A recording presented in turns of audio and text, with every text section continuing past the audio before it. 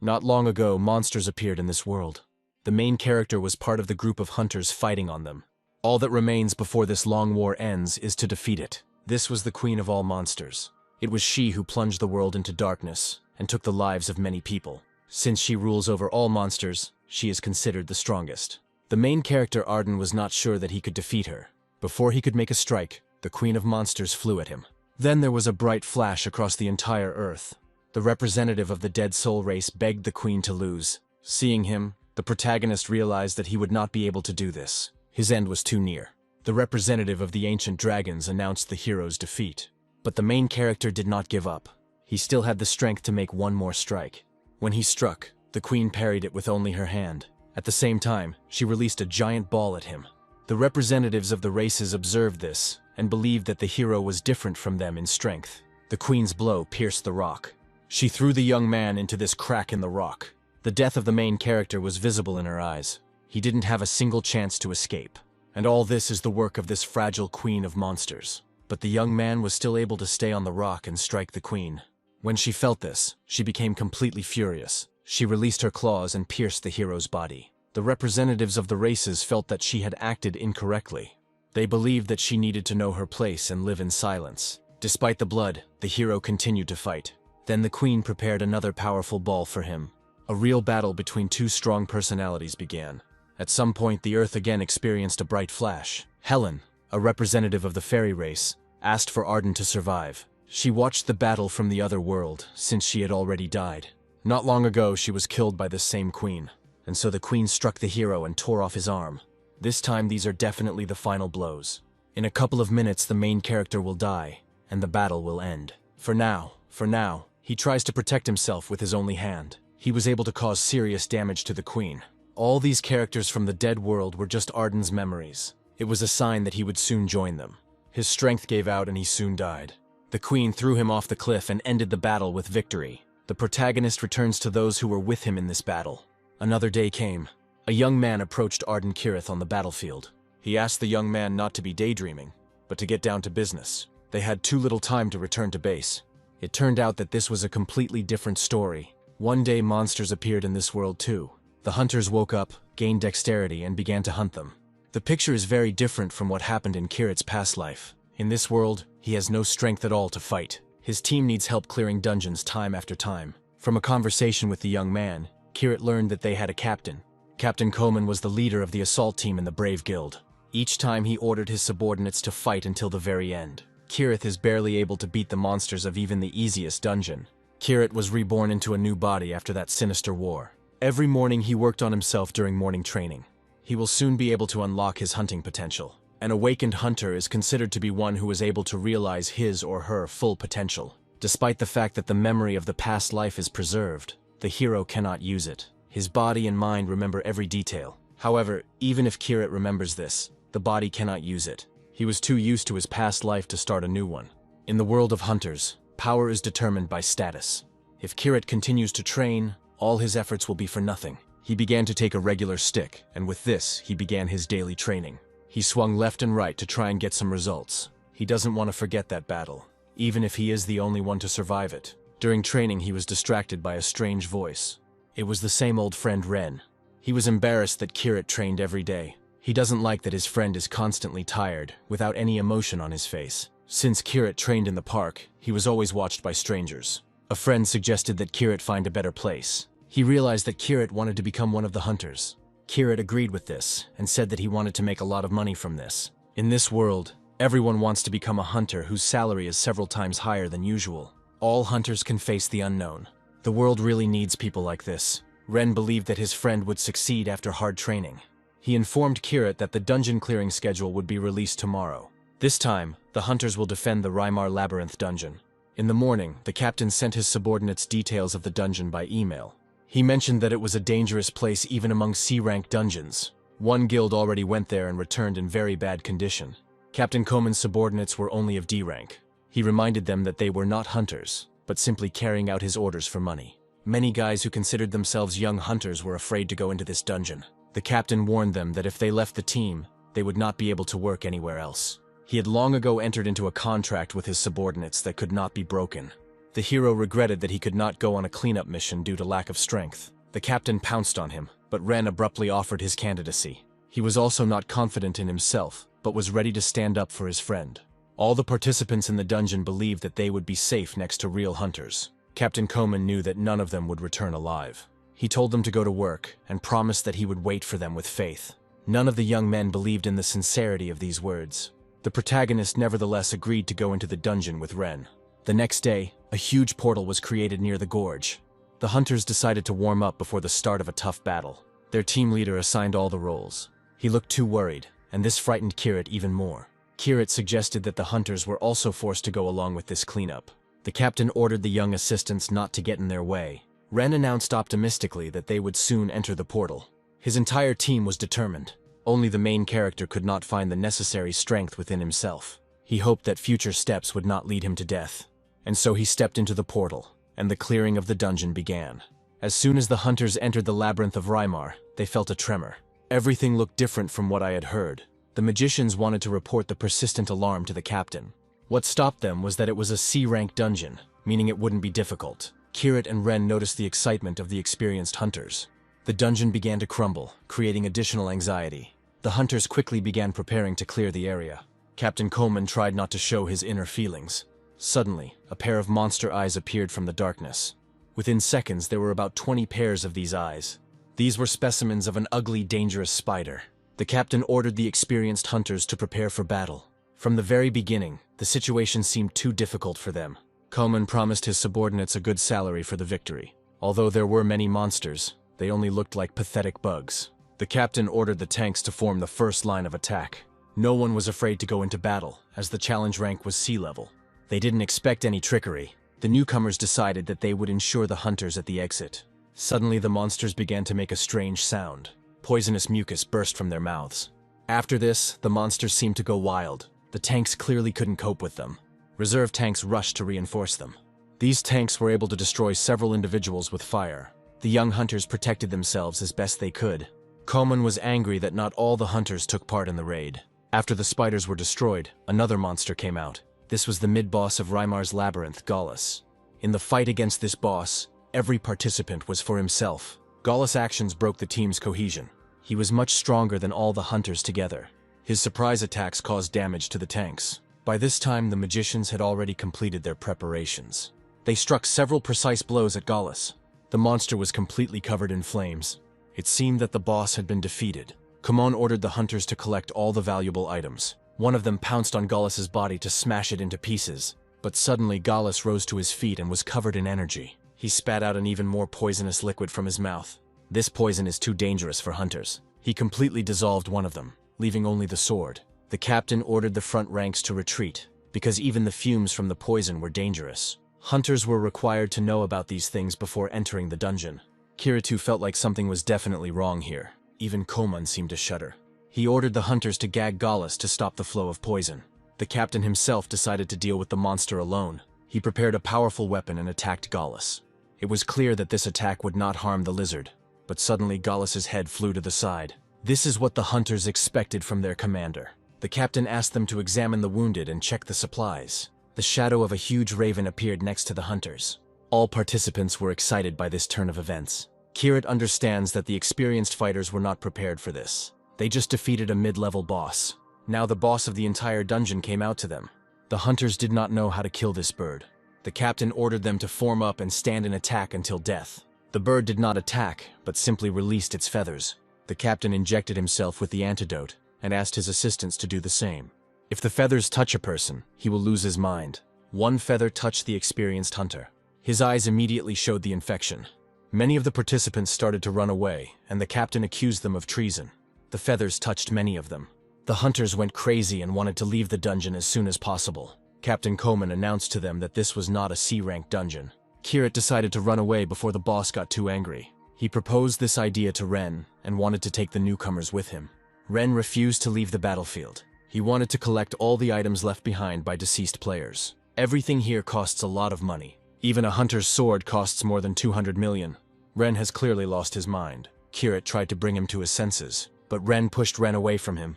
He grabbed the expensive weapon and rushed at Kirit. The first blood appeared immediately after this. Ren stood over the prone Kirit. He told him not to stand in his way. He wanted to take all these things for himself before he left. Luckily, the main character was alive. Ren explained to him that he needed money for his little sister. His sister is sick and this money will help her get better. Kirit listened to his worries and asked him to calm down. Ren abruptly released the sword towards him. The sword flew past and hit the ground. That blood came from the wound on Kirit's palm. The hero promised Ren that he would definitely see his sister if he left now. Ren realized that he had done well with his friend. He completely recovered from his loss of sanity. He agreed to leave the dungeon with Kirit, but suddenly he fell into a stupor. The protagonist thought that the bird had affected him again. But Ren jumped back sharply and growled. Scarlet blood spurted out after him. Ren's entire body was completely covered in blood. The main character did not understand what had happened. He tried to bring Ren to his senses. Before he died, he whispered that he was glad that Kirit was okay. It turned out that he was killed by Captain Koman, who had lost his mind. The feather got stuck on his shoulder, and the captain could not be brought to his senses. Kirit immediately remembered how he once saw his friend die, and now, before his eyes, his close friend was killed. It was a shame for Ren, because he had a little sister left. Kirit heard for the first time why Ren became a hunter. He wanted to be one of the best hunters to make a fortune. In fact, Ren died while covering for Kirit. The protagonist decided to deal with the captain here and now. Koman wasn't afraid because he was facing a complete loser. It was important to Kirit too that the C-rank hunter was killed by his hands. This will be a just revenge for the death of a friend. So the dungeon clearing failed. Many participants died because of the magic feathers. The team disintegrated, and the hunters were destroyed. At the end of the battle, the pen also touched Lord Koman. He immediately apologized to everyone and believed that the mistake was not on his side. He blamed everything on the trash that got in the way under his feet. His young students hindered him at every step. Koman considered that they had no right to exist. He personally made sure they paid him for the loss. He cut their bodies blow by blow. Due to the loss of his mind, he was not fully aware of his actions. He saw the defenseless Kirit and Ren. Koman immediately decided that he would kill Kirit at any cost. He had long held a grudge against him because of Kirit's uselessness. But Ren jumped out and stood up to defend his friend. He received a fatal blow from his commander. Koman liked this guy's courage. But still, his goal was precisely Kirit. The main character and the captain decided to even the score. Koman didn't want this fight because of the big difference in status. He saw no point in this, since Kirit had not yet awakened. He lunged towards the hero, but the young man disappeared from his sight. Kirit made a good maneuver, deceiving the captain. He went around him from behind and attacked. Koman managed to put up a shield to avoid death. The main character did not forget that in front of him was a man who had lost his mind. He needs to be as careful as possible with such a powerful person. Besides his madness, Captain Koman has some good abilities and skills. The dungeon boss did not interfere in this fight and watched from the side. His presence made it difficult for Kirit to concentrate on the captain. Some of the hero's attacks were quite unsuccessful. In this battle, someone will definitely die. Kirit hoped it wouldn't be him. Despite his weak skills, he did not give in to the captain. But one of Koman's attacks threw the main character into the wall. The hero's brain tells him to dodge attacks, but his body doesn't obey. Kiritsu was upset that he couldn't use the power from his past life. The captain praised him for his good movements. He didn't understand how such a scumbag could wield a weapon so skillfully. The captain became worried when he realized that the situation was not so predictable. He allowed the thought that he could lose to this loser. To protect himself, Koman released a special energy. This energy swirled around the main character. Kirit maneuvered carefully and did not get in her way. Soon a powerful explosion occurred in the dungeon. The explosion distracted the captain and he missed the blow. Kirit was able to cut him on the neck and draw blood. If the hero continues in the same spirit, he will clearly win. Within minutes, the captain's body was completely covered in blood. The young man only had to deliver the final blows. Captain Koman found the strength in himself and flew back. He didn't understand how he could lose to an inexperienced hunter. Before this, he considered Kirit to be ordinary trash. It is this garbage that will kill him now. With the last of his strength, the captain used body strengthening and acceleration. His serious attack did not frighten the protagonist at all. Kirit noticed that Koman had used up all his abilities and had lost his mana. It was easy for the young man to predict the direction of his movements. He easily dodged any attack. After each attack, he dealt a good blow to the captain, and so Koman's only weapon broke. Soon, Kirit chopped off several of his limbs. The captain began to beg him for mercy. The main character didn't feel sorry for him. He believed that this man deserved to die for killing innocent people. Kirit also noticed that Koman had regained his sanity. The fact that the captain was under the influence does not excuse him. He killed an entire army of hunters with his own hands. The protagonist announced his death to him. With this, he dealt the final blow. Captain Komen's head flew off to the side. After this, Kirit looked around the area and saw that everyone was dead. He hadn't seen so many corpses in the last few years of his past life. After killing the captain, the hero felt a magical power. He assumed that this was because he was thinking about a past life. Most likely, this is that very awakening. Kirit felt the magical power as soon as he touched the sword. Kirit's level has increased to 6th. His ability is called Execute Heretics. She absorbs the karma of heretics and turns it into power. The hero immediately remembered the dead Ren. It was Ren who really needed this. He lost his chances, and the loser Kirit woke up in his place. Now the hero needs to deal with that dangerous bird. He hoped that he would be able to overcome her. On the battlefield, he absorbed 1 magic coefficient. Now he has a difference of only 1 coefficient with the bird. Kirit doesn't think his powers are the same anymore. He still didn't understand how mana worked. Here you can release it without any control. The dungeon boss rushed at Kirit. The basic use of mana is similar to throwing. It strengthens Kirit's body with fragile control. It finds vulnerable spots to find an unprotected place to strike. This is the way the hero wants to defeat this bird. He prepared himself carefully and made the first attack. The sword flew straight towards the boss. It was a shame because he flew past at a tangent. The dungeon boss was injured, but only slightly. With this attack, the protagonist lost one of his 2 swords. He can't make that mistake again. He grabbed the remaining weapon more tightly and pounced on the bird. This attack helped him deal serious damage. The dungeon boss lost one of his wings. He was furious and wanted to finish with this loser as soon as possible. The main character collected all the mana in his body. He wanted to make the mana explode in his favor. As expected, an explosion occurred on the battlefield. After this, Kirit went into close combat. With just 1 blow, he cut the bird in half.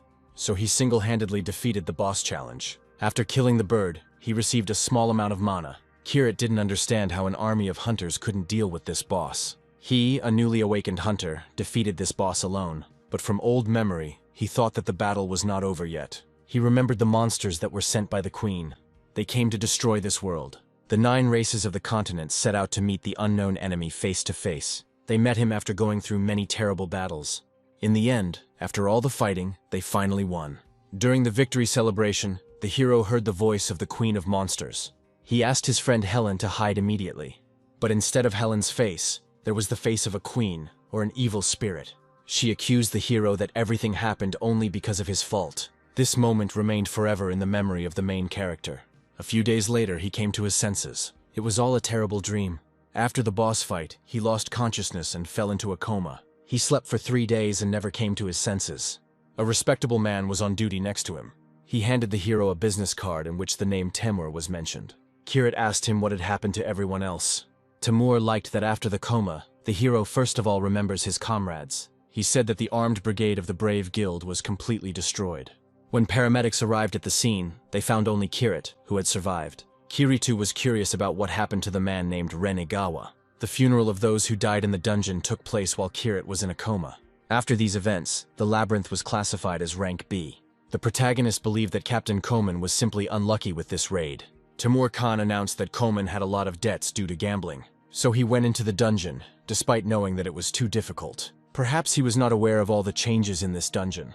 This gentleman's team is still investigating anomalous phenomena in the dungeons. Timur left Kirit alone and asked him to remember the details of that raid. The main character was left alone and thought for a long time about his deceased friend, Death.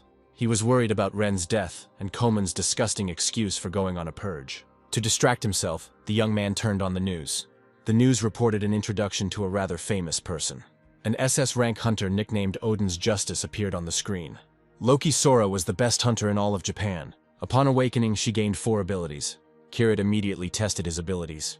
He assumed he woke up when Komen died. He began to search for information about the execution of the executioners, but found nothing. He doesn't even have anyone to test his new ability on. If there was an executioner nearby, the ability could be tested in action. Kirit regretted that he was no longer in his past life. But even in this world, he develops hidden abilities. After a few days, the medical examinations were completed. Kirita was discharged from the hospital to go home. After some training, he created a portal to the dungeon. Now he is not like hunters who cannot use their powers to the fullest. Kirit himself is slowly beginning to understand the relationship between mana and abilities. He went to that very dungeon with the labyrinth. The hero wanted to prove to himself that he was capable of overcoming it alone. Due to killing Komen, he awakened and accumulated some mana. He got a chance to correct the mistakes of his past life. He vowed that the tragedy would not happen to him again in this life. And then, from the darkness, several eyes of terrible spiders looked at him. Kirito needs to overcome everyone to prove his strength. He made this task a top priority. He swung his sword and energy followed him. A couple of days later, several patients were admitted to the same hospital. There was a girl with a rare disease in this hospital. One of the nurses was glad that their hospital had a filtration cube. The sick girl apologized to the doctors for coming without her parents. Her name was Igawa Mary. She already knows what happened to her brother. Igawa Mary has a severe allergy to mana. Due to the appearance of gates all over the world, they began to fill the atmosphere with mana. Because of this, a new disease has appeared that takes the patient's life. This disease is considered incurable. Currently, in hospitals, it is only possible to suppress symptoms with a filtration cube. Igawa Mary suffered from this disease since childhood. A few years ago, during her free time in the hospital, she watched the news about Loki Sora. Loki Sora was the best hunter in Japan. The ratings of the footage from her battles are breaking all records. Igawa Mary was clearly interested in this character. When she watched this story in the past, brother Ren was next to her. Ren wanted to awaken and become like Loki. In the future, he planned to join her guild. His sister always supported him in this endeavor. But several years passed, and Igawa Mary was still here, but completely alone. She decided to fulfill her brother's dream and become like Loki. She felt hurt that she had been nothing but a burden to Ren all her life. She left the room and a nurse came up to her for support. The doctor announced that before leaving, her brother had definitely prepared a gift for Mary. But at that moment their conversation was interrupted by the blood moon. She was too big and appeared in broad daylight. Seeing her, some patients started running. They told Mary and the nurse to hide in the shelter. This moon is called the Disaster of Schism.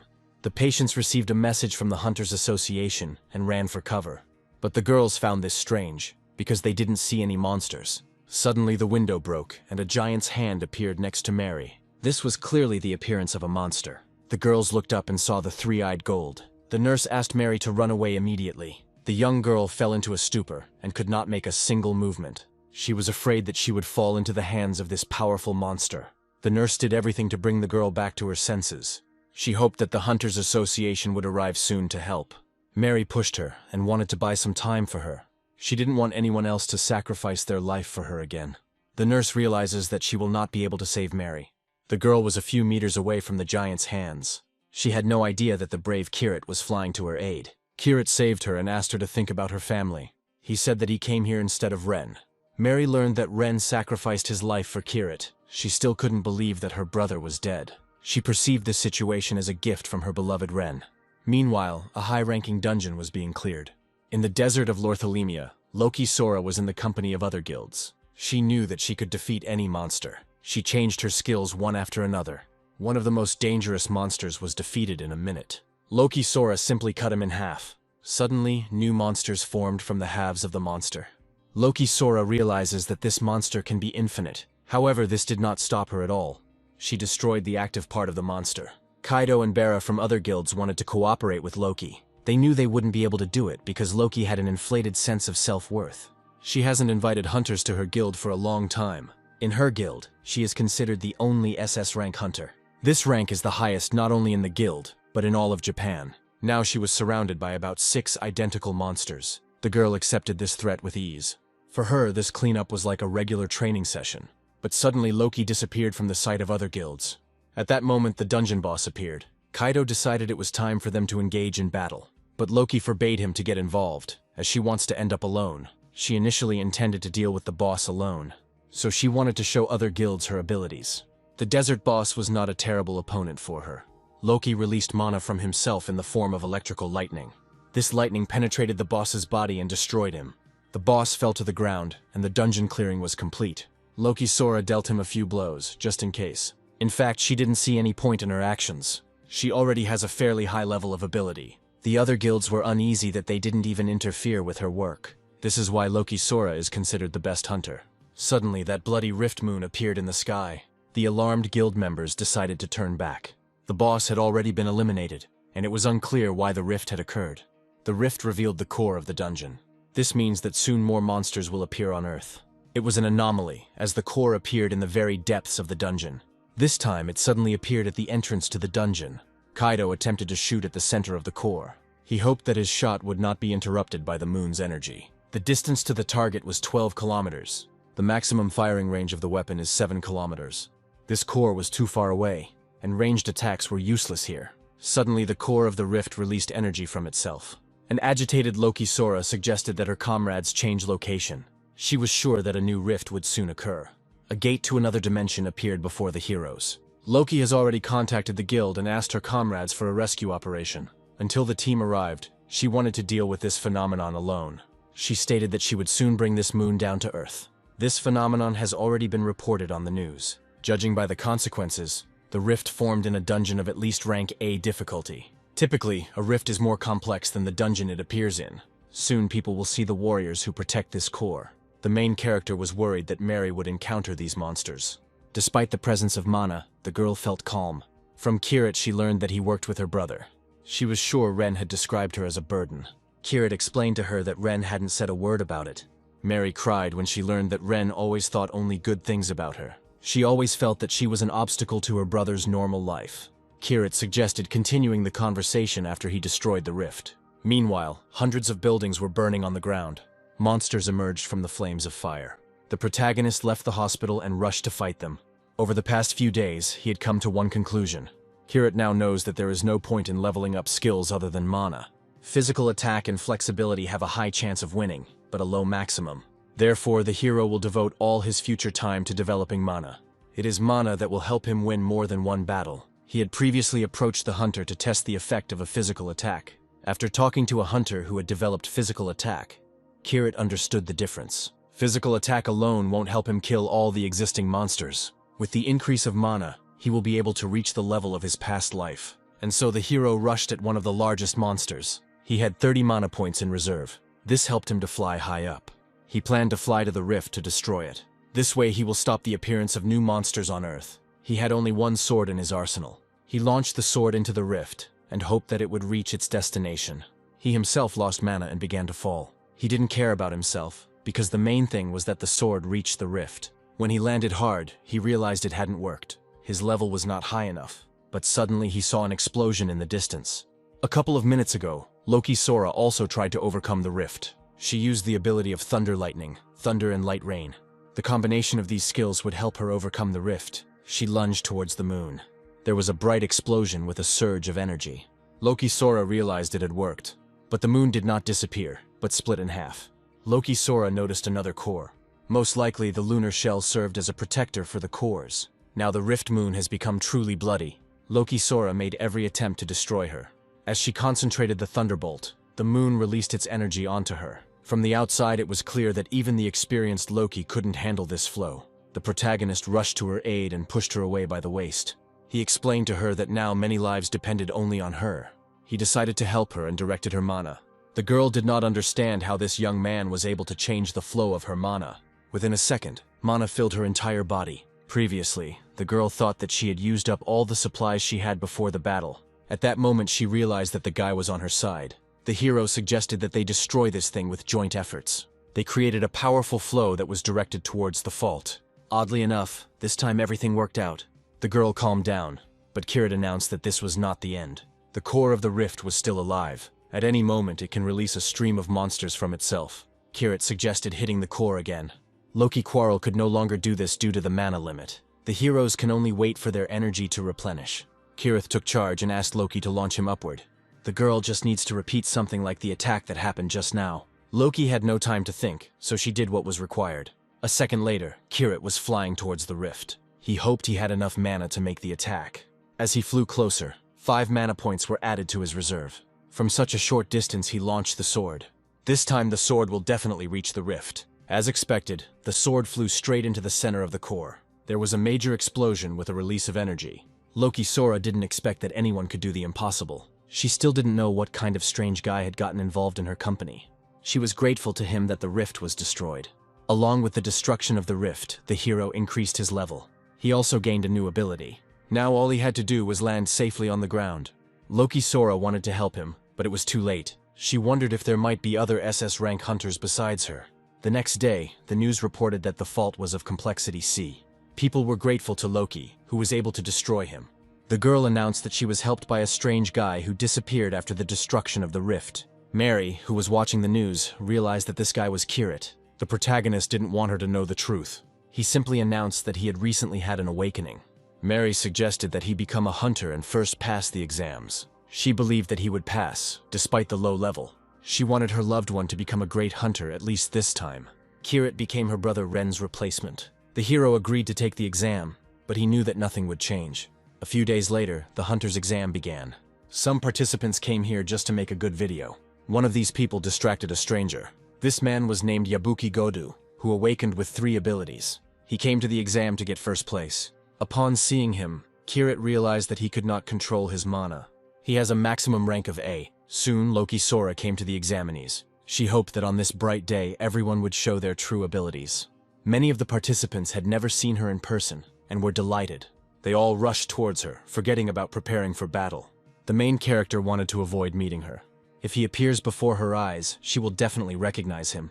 In fact, Loki came here not as an examiner, but as a guest. A few days ago, her guildmaster announced that this rift originated from the Lothalemia desert. The guild owner's name was Ohara Junoke. Because the guild was absent during the rift, people assumed it was a show for Loki. It is obvious that the next exam will be the president of the Japanese Association. If Loki takes part in it, he will be able to regain the trust of both the people and the authorities. Soon she announced that the exam was beginning. The events were broadcast live on all television channels. There were about 100 participants. The main character climbed a tree to wait here for a while, but suddenly he felt a flow of mana. The stream is weak, but it is obvious that it is someone from his past. The president of the Japanese Hunters Association arrived for the exam. Loki informed President Kenzu that Yabuki Godu could become the hunter. She knew he had awakened with 3 abilities. The president recalled that the person who stopped the rift in Japan was below the rank of C. He believed that this man should become the first. He told Loki that guy number 240 had good potential. Opening the participant's form, Loki saw that same guy. She learned for the first time that her companion's name was Kiritani, and that he was 20 years old. She couldn't believe her eyes that he had just woken up. The hero sat on a tree and observed the situation. Many participants created a dispute due to their strong abilities. Kishida announced that his grandfather had invested a lot of money in him. Yabuki Godu mocked him for only having 1 ability. In the midst of the argument, Kirit came down from the tree. Yabuki asked him to leave the place and not interfere with his conversation with people. The young man announced that he would listen to his advice and leave this place. But along with this, he will also take that guy Kishida Shin with him. All the participants rushed after Kishida and Kirit. Holding Kishida, Kirit fought off his pursuers. He managed to fight back with only 1 leg. Kishido didn't have the courage to ask Kirit why he took him. The main character told him several facts from his past life. He tried to find out that this man belonged to his past. He recognized him and immediately told him about his abilities. Kishida decided to trust him, because there was no time to think. They hid behind a rock and continued their conversation about their grandfather's ability. Kishida may be the key to Kirita's past. Kirit offered him to be his assistant, but he had no such desire. He just wanted someone older to take care of him and protect him from Yabuki. The hero knew that Kishido's grandfather had the same ability, but he knew him by his Korean name. Kishida claimed that his grandfather was purebred Japanese. It looked like this guy had nothing to do with Kirit's past life. Kishida revealed that Yabuki constantly bullied the weak after awakening. He was never his equal in terms of sheer number of abilities. Suddenly, this conversation was interrupted by a break in the stone. Kirit declared that he never used his abilities. Kishida believed that ability determined rank. Now he wanted Kirit to teach him how to use only mana. In this case, Kirit has 1 condition. Yabuki arrived to them with his comrades. Kirit asked Kishida to play this fight alone. Yabuki noticed that his classmate's personality had changed greatly. He consoled himself with the thought that he was just a loser with 1 ability. Only the main character knew that the outcome was already predetermined. It all seems like a waste of time to him. He explained to Kishida that he had to win with just mana. Yabuki knew that his 3 abilities would be enough for this fight, and so Kishida was the first to attack him. Yabuki created a protective shell in time and avoided damage. His shield had a certain peculiarity. If the mana shield is attacked, it will activate the mana burst ability. Kishido felt too hot from the explosion of energy. In this fight, Kirit noticed Kishida's mistakes. He asked him not to keep the same distance in the future. For a few more days, Kishida trained under the influence of his mentor. He learned to use a spear, on which he concentrated his mana. He soon rose to the rank of B. He learned to strike directly at the center of the enemy's weak spot. Their fight with Yabuki had been going on for several days now, and was not producing any results. And then Kishida's magical spear pierced the protective shell. Yabuki's shield broke into many pieces. Yabuki didn't expect his ability to be defeated. Kishida's next blow landed on Yabuki himself. Yabuki was thrown back a few meters and took damage. Kishida immediately caught up with him and delivered another blow. It looks like Yabuki was finished. Kishida himself did not expect that he would defeat such a strong participant on his own. He defeated him before he could even use all of his abilities. He was grateful that Kirith had taught him how to work with mana. It was important to Kishida to divide Yabuki's items equally. The main character was not against doing this.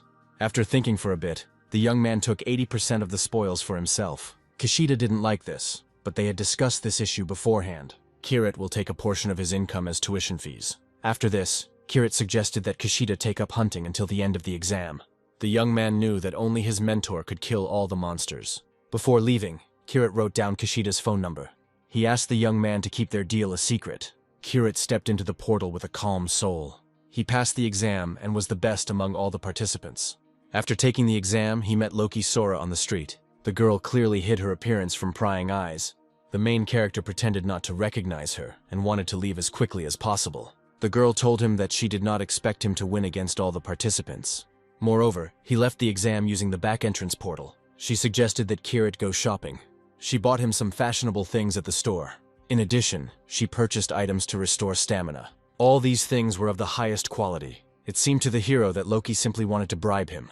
Loki explained that this was all a reward for helping fight the rift. The hero understood that she would invite him to join her guild. The girl really believed that by shopping she could win Kirith over. The main character pretended not to pay any attention to her. After the store, they went out together. In the elevator, Loki Sora invited Kirito to join her guild. She promised that he would be treated the same way as she was. But the young man abruptly refused without giving a reason. The girl wanted to once again feel the strength that she had gained in that battle. She wanted to achieve even greater heights. She wants to become stronger to attract the attention of big people. Despite the refusal, the main character agreed to work with her. He was also curious about what Japan's first hunter would become. Soon, she and Loki arrived at her personal training room. Loki immediately announced that she would not use mana in this training. She was ready to show the hero all her abilities. And so the conversation ended, and the girl was already flying towards Kiritani. The hero used only mana to protect himself from attacks. The girl didn't understand how he managed to repel her attacks with such ease. Kirith realized that she wasn't very good at controlling mana. The girl splits the mana, and the fight turns into a parade of brute force. The hero found it very interesting to conduct training with her, and so Loki created another of her abilities. She lunged at Kirith and cut off part of his cloak. The hero made a counterattack that Loki did not expect. The sword almost reached her chest. The main character was afraid that he would pierce the girl. But suddenly he saw that the accumulation of mana was in Loki's chest. It was precisely this place that the hero's sword could not penetrate. Kirith declared that he was only an F-rank hunter. It was clear to both heroes that this training would not end so quickly. The girl hoped that Kirith would give in to her and surrender. The young man declared that he would not be able to hold back as he had used up all his mana. For this training he received 70 mana points. It looked like Loki wouldn't let him get too close today. The hero needs to find a way to bypass her defenses. Suddenly he managed to grab her electrified lightning with his bare hands. Looking at this, Loki realized that there was a strong person in front of her. Loki saw that Kirith was too strong for his level. She watched his every action. Kirith showed her the technique she taught him in his past life. It turned out that in a past life he had already known Loki. At the conference, Loki revealed that she had received 4 abilities at once. Even then, she was not the first person in Japan. She was forced to continue what she had started and reach greater heights. After the conference, she asked the driver to take her to the next dungeon. He was alarmed that she had been going out on missions for 3 days in a row. Loki agreed and took the day off for today. Suddenly she heard someone mocking the weak. They were ordinary school children. Loki thought she knew the victim's voice. In this crowd she saw her younger self. Then Loki realized that she shouldn't rest today. She asked the driver to take her to the fault. She remembered that moment when she fought with Kirith. The hero saw that it was too heavy for her to carry the honor of the entire country on her shoulders. Loki cried when she realized that it wasn't she who decided to carry everything on her shoulders. Then at the conference, she seemed to be forced to defend the country. Now Japan's best hunter asks Kirito for lessons. The main character was not averse to revealing the secrets of his strength. A few days later, Kirito continued training with Kishida. This time the young man had to fight the monster alone. After his last victory, he was very confident. Today's opponent was a goblin. Kishida killed this goblin with ease. He was proud that he was able to clear the entire area. It seemed to him that he had seen this place before. Kirito gave him a shield and declared that he would be a tank. He gives him a role that suits his abilities. Having accepted the role, Kishida went into battle. The main character was glad that this guy had a certain talent. He has broken off relations with Loki. so he can focus on gathering information about his past life. Suddenly, Kushida screamed and his whole body shook. He was frightened by seeing the skeleton of a hunter. After examining the body, Kirit realized that the hunter had died not so long ago. The mana in him was barely noticeable, but the young man still felt its remnants. There were hundreds of such corpses in this dungeon. Kushida realized that the dungeon monster was stronger than they thought. Kirit guessed that these murders were not the work of a monster. All the bodies lay flat, as if they had been killed by a person. First, they killed the most problematic participant, and then they took on the attacker and the tank. It was all the work of another hunter. Moving further, the heroes discovered household items. It looked like someone's camp. Now Kirit was sure that those murders were committed by people. Traces of their mana are still clearly visible. Kushida was worried that they would meet these terrible people. The main character calmed him down, because he considered himself the strongest. He finally remembered his worthless ability. The situation with the killers will help him use the executioner's execution. After returning from the dungeon, Kirit reported on the corpses he had found. The leader of the burial team was Temur. He immediately noticed that Kirit had changed, and had probably undergone an awakening. He realized he had awakened just by looking at Kirit. Temur asked the young man to discuss the murder with the authorized representative. He called the major and left for important business. The investigation learned that the first witnesses to the murder were Kirit and Kushida. The major of the Hunter Control Department introduced herself as Kara. She began questioning witnesses to the terrible crime. Incidents like this never happen in E-rank dungeons. Just in case, Kirit took this girl's business card. He noticed that he had already seen the sign of this company in a past life. Kara left and asked Kirit to let her know if he remembered anything important. She was like hunters who hunt other hunters. Kushida suggested to Kirit too that they finish what they had started long ago. But the main character decided to rest today. By evening, he headed to the city of Omiya. He walked around the city to fully understand his thoughts. Suddenly, he noticed a stream of bright energy. He realized that the killer was hiding in a crowded place. He followed the flow of his mana and arrived at one of the inns. He also became aware of the room where this energy was hidden. The door was closed, and Kirit had to break it down with his sword. He was excited that the energy had led him this way. When he opened the door, he saw a stream of aura flying out the window. She flew from window to window, and from house to house. The protagonist immediately followed her. Only on the roof of the house did he see that it was not energy, but a person. After a couple of minutes, he managed to get closer to the object. The captured young man was afraid that people from the association or the army had come for him. Kirit suggested that he surrender to ease his fate. Unfortunately, that guy wasn't going to give up and grabbed his weapon. He announced that he would now get rid of the pursuer. He lunged at Kirit, who had a couple of seconds to react. The young man was confident that he was much stronger than this pursuer. He lunged forward and wanted to kill Kirit with just one blow. The protagonist made a maneuver and gained control of the situation. He threw the guy to the ground and broke his arm. It turned out that this guy's energy was similar to the energy of a dungeon. During interrogation, the young man confessed that he had killed those people. He just decided to get rid of a couple of losers. He was sure that Kirit would not do anything to him without a trial. This was the perfect chance to test Kirit's abilities. Kirit declared that this man would definitely not return alive today. He is not going to judge him according to the laws. Minutes after the execution of the executioner, Kirit received a level increase. In addition, a super C-rank spell was obtained. The karma of the heretics became the strength of Kirit. The hero realized that the executioners were ordinary criminals. Now he has found a good way to become stronger. He needs to get rid of all the heretics in this world. Suddenly, the young man's phone rang. He was told that he should under no circumstances be caught by the control department. It was clear that big criminals were behind the deceased. Looks like Kirit has found a big deal. When he heard a couple of insults, he smashed the phone. He decided to report this to Major Kara. He wanted to thank her for providing him with the information. That same evening, one of the criminals was furious. He was informed that Maki had been captured.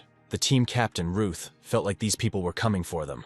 If Maki was caught, it means the enemy was also a hunter. Captain Ruth decided to move on to the next location. He wanted to meet the guy from the phone conversation as soon as possible. The control department arrived at the city's special prison. Kara announced that the prison had a material that would dampen the hunter's abilities. When imprisoned, hunters of rank A and below lose their abilities.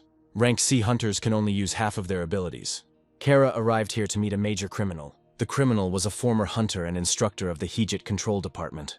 Kara reproached him for talking too much over the past 8 years. But Hijit reproached her for becoming a major in such a short time.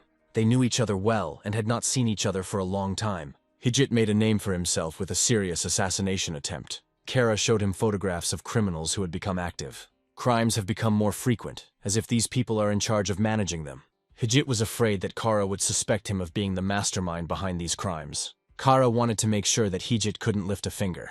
Events similar to the attempted assassination of the Prime Minister will not be repeated. The criminal immediately told Kara about the attempted murder that took place 8 years ago. He believed that the current staff consisted of incompetent fools. So 8 years ago, he decided he wanted to bury them and make an example of them. Despite this, he regretted the tragedies that occurred during the incident. His father was an outstanding hunter. Kara knew this very well. But Hijit said that over the years he had not even received any help from his father. He is completely neutralized and helpless in this room. Kara promised that he would spend the rest of his life like this. After the interrogation, Kara told the assistant that the hunters had been called then. They stopped Hijit's actions, but the losses were irreversible. One of these hunters was Kara's father. Kara suggested forgetting about the incident and return to work. She saw the news that a body had been found at the intersection. She immediately realized that the guy who escaped from the dungeon had helped her. Meanwhile, the protagonist visited a D-rank dungeon. It was an ordinary brick mine. Kirit promised Kashid that they would carry out this mission valiantly, and then a huge monster flew out at them. The very inexperienced Kashida was scared to death. Once he concentrated his mana, he felt confident. He struck the monster but got no result. Then Kirit rushed to his aid. At that very moment, several such monsters appeared in the dungeon. Kashida suddenly attacked one of them. The entire location was filled with monster corpses. The main character, together with Kashira, cut off their heads and cut their bodies in half. After these kills, they waited for the dungeon boss. The mine boss was several times larger than his subordinates. Kashida said he was willing to give up any challenge reward. The hero went into battle to get good materials for himself. He was not at all afraid in the face of such a serious opponent. Despite the difference in size, he was much stronger. He grabbed the only weapon and pounced on the monster.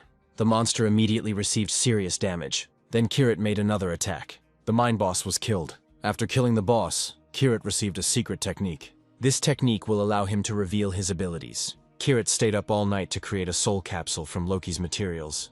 The main motive for clearing the dungeon was the materials for creating the soul capsule. The hero tried to create this capsule, but there was no result. Only after a dozen attempts did an incomplete sphere emerge. Closer to the morning, Kirit managed to create something similar.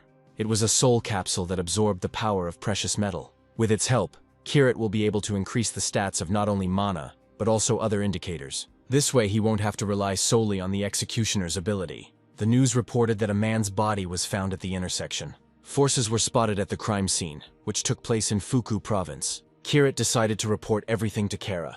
That same evening, Major Kara was returning from work. She arrived at the parking lot to go home, but suddenly she saw a note from Kirit on the car. In addition to the note, there was the criminal's broken phone. Kirit told her in a note that this was the phone number of the murdered Maki. The girl immediately called her colleagues to report the discovery. She had some ideas about Hijit's pet. She was informed that the person she needed was now in Tokyo. Even the colonel of the control department didn't know what to do with these criminals. The girl arrived at work and said that there was only one number on the phone. A phone signal points to the location of a criminal hideout in Tokyo. But the colonel knew that the criminal incident had occurred not in the current, but in Fuka. They also found a lot of evidence about Fuki at the scene of Maki's death. Hijit's pet Jim was also spotted in Fuka. The association sends hunters for this master. Investigators suspect that Jim's real target is in Tokyo. Perhaps Jim and Hijit want to attack the Prime Minister again. They are already fully prepared and are waiting for the association's next move. The colonel reported that the Prime Minister was flying abroad today. No prisoner will be able to take revenge on him for what happened 8 years ago. Kara reported that the departure airport was located directly behind the prison where Hijit was being held. If everything turns out to be true, she will be able to prevent tragedy. The association's colonel tried to trust her instincts. He sent Kara on a mission and waited for her report. Meanwhile, outside the prison, preparations for crimes were already underway. The group leader received the report that the operation in Fuka had already begun. He had a detailed plan of all the city's tunnels. He told Jim to begin the operation. Jim walked up to the prison wall and whispered a few words. The system has detected a Death's Hand ability. The prison wall shook and began to fall apart into pieces. Jim realized that there was a material suppressor behind the wall. He put on the bracelet to make this problem disappear forever. After this, the gang leader announced the start of the operation. He had about 100 criminals under his command. Using Jim's abilities, they quietly made their way inside the prison. Jim easily broke down all the walls in their path. Not only the walls, but also the floor and ceiling crumbled. In a matter of minutes, the people from the control department created something like a bunker. The criminals were met by agents who tried to stop them, but they were killed immediately. Ruth ordered his subordinates to go to the control room. First, they need to open the door. For this case, Jim has a special ability. He touched the door and a hole appeared in it. After this, he blew into this hole and released a deadly poison. Everyone inside the room died. After this, the heroes opened the door and went inside. They found the necessary information on the computer. The surveillance camera footage has been deleted. With the help of cameras, Ruth found the place where Hijit was sitting. He decided that his team would go to Hijit. Upon arrival, they knelt down in front of the instructor. It was important for them to free him and take him with them. Hijit knew that they would come for him today. He was already tired of languishing in anticipation of this moment. Meanwhile, Kara was driving to prison at full speed. On the way, she called for reinforcements from her employees. She was informed that they would most likely not come. Kara and her assistant decided to stop the criminals alone. When they stepped inside, they realized they were one step too late. The assistant tried to stop Kara from doing dangerous things. She hoped that the suppressor had worked, and the criminals were without power. If this is true, then the control department has a chance to defeat them. Kara took out her gun and started shooting at the criminals. Jim activated his abilities and caught all the bullets. The bullets were stopped, and almost immediately scattered into many pieces. Jim reproached Kara for her bad manners. The girl couldn't understand how his abilities worked in the presence of the suppressor. Jim showed her the bracelet and told her about the serious preparation. This bracelet can block the effect of suppressors. Ruth was angry that Jim told about their bracelets. The freed Hijit greeted Kara again. Kara realized that he was targeting the Prime Minister again, just like 8 years ago. Hijit assured her that her arrival had not changed anything. He doesn't plan to fight her now, because she's going to die today anyway. Reinforcements arrived for the control team and opened fire. Jim easily stopped all the bullets and sprayed the poison. This poison killed all those who came to help Kara. The control major realized that they were in a hopeless situation. Jim grabbed Kara by the neck and activated another ability. Kara felt an electric current run through her body. An assistant rushed to her aid and opened fire, but his shots were blocked again.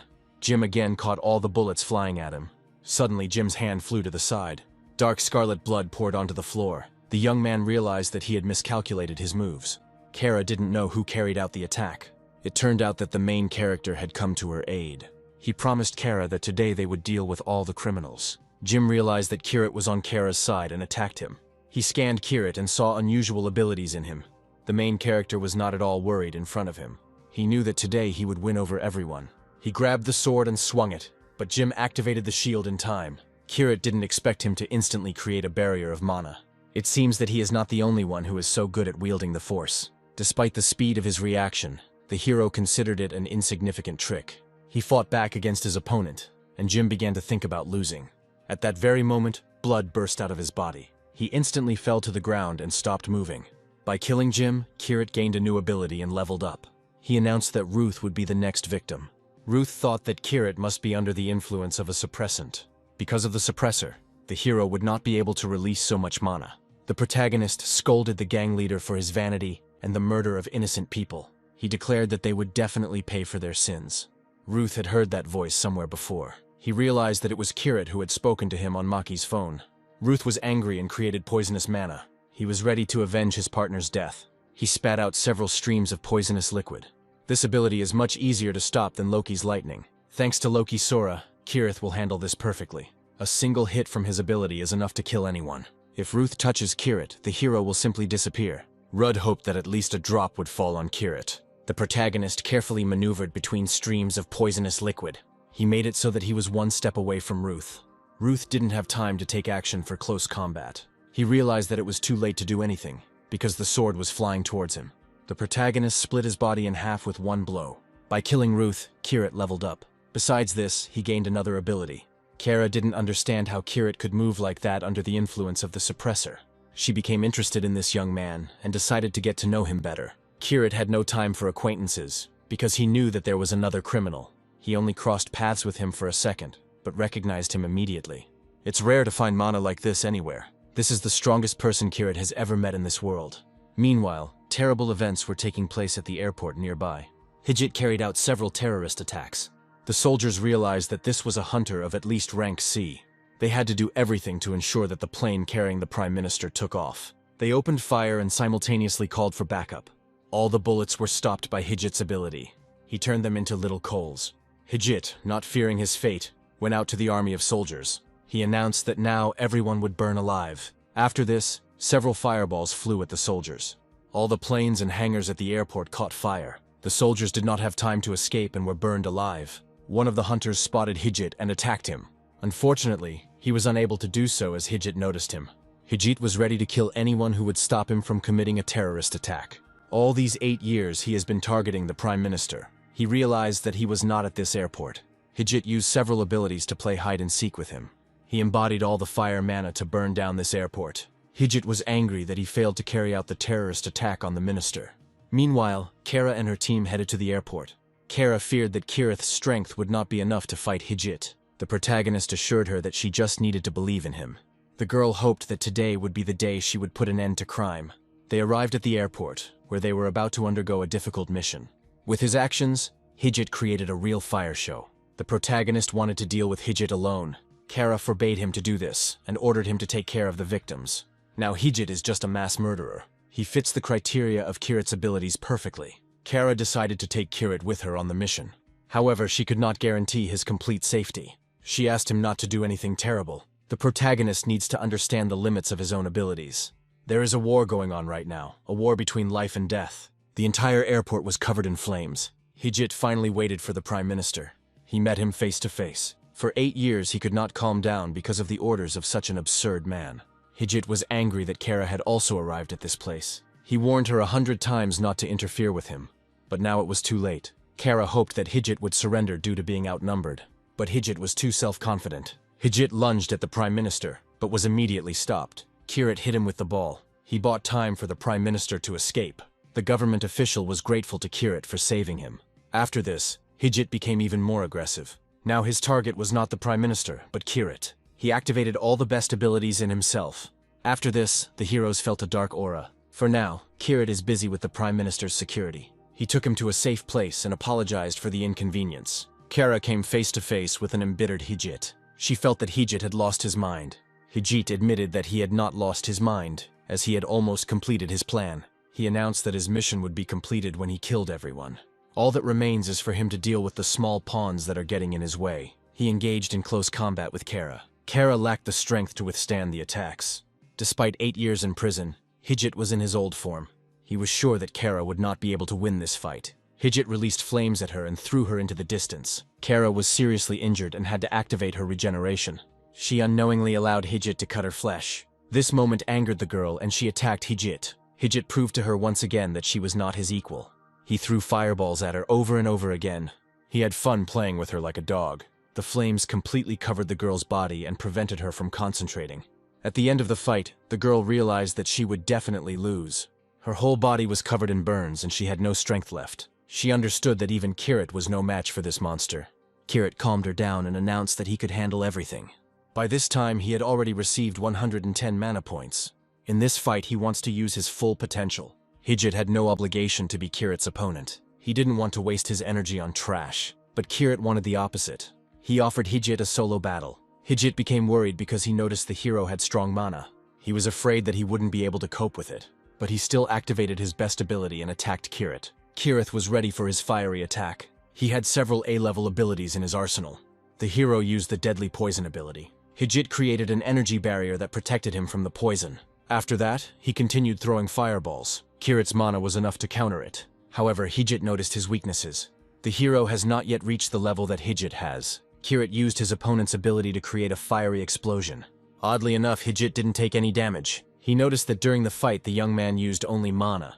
This is the difference between Kirit and Hijit. The hero suggested that Hijit continue, otherwise he would return to the cell again. He admitted that the difference in their strength was great, but he decided not to give up. Hijit accepted his offer and activated the super spell. The second tough stage of their fight began. Hijit admitted that he did not want to attack Kirit. The protagonist simply acts because he wants to help Kara. Kirit realized that if the fight continued, it would drag on for a long time. He was already running out of strength, so he increased the distance. Hijit is confident that he will attack him despite the distance. While running away, Kirit immediately received fire in the back. He realized that his opponent would not allow him to increase the distance even further. Hijit is just playing with him. The main character decided that he would also play tag with him. He used mana and activated acceleration. Hijit immediately followed him.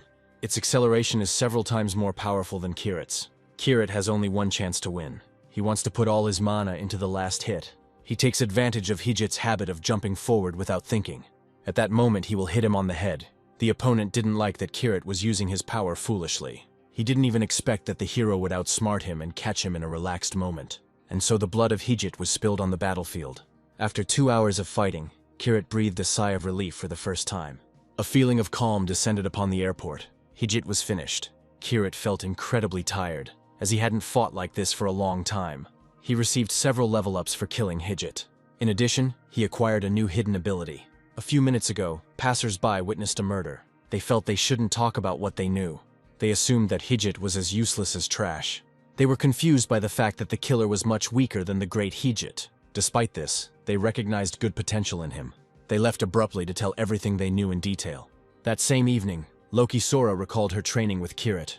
She never learned to control mana. She needs to control her lightning like a thread. Kirit assured her that she would definitely succeed. Sora wanted to become stronger as soon as possible. She repeated Kiritani's training day after day. She just needs to focus her lightning on one point. Every time it ended in failure. After training, Loki watched the news of the previous day. The news was about a hunter who defeated Hijit. It turned out to be Kiritani, who had 5 abilities upon awakening. It became known to all viewers that Kirit had surpassed Sora. Japan's first huntress was upset that she had been relegated to the background. She grabbed her weapon again and went to training. A few days later, Kirit's figure became the talk of the town among the high-ranking people. His actions called an emergency round-table meeting. Previously, these people stopped all regular meetings due to lack of problems. The lady was informed that a man had appeared who could control mana. It was discovered by the Gemini, who were sent to test new developments. The leader gave permission to destroy this man to get rid of the trouble. But chasing after it is too energy-consuming. The masters were alarmed by the fact that in recent years, people had become better at controlling mana.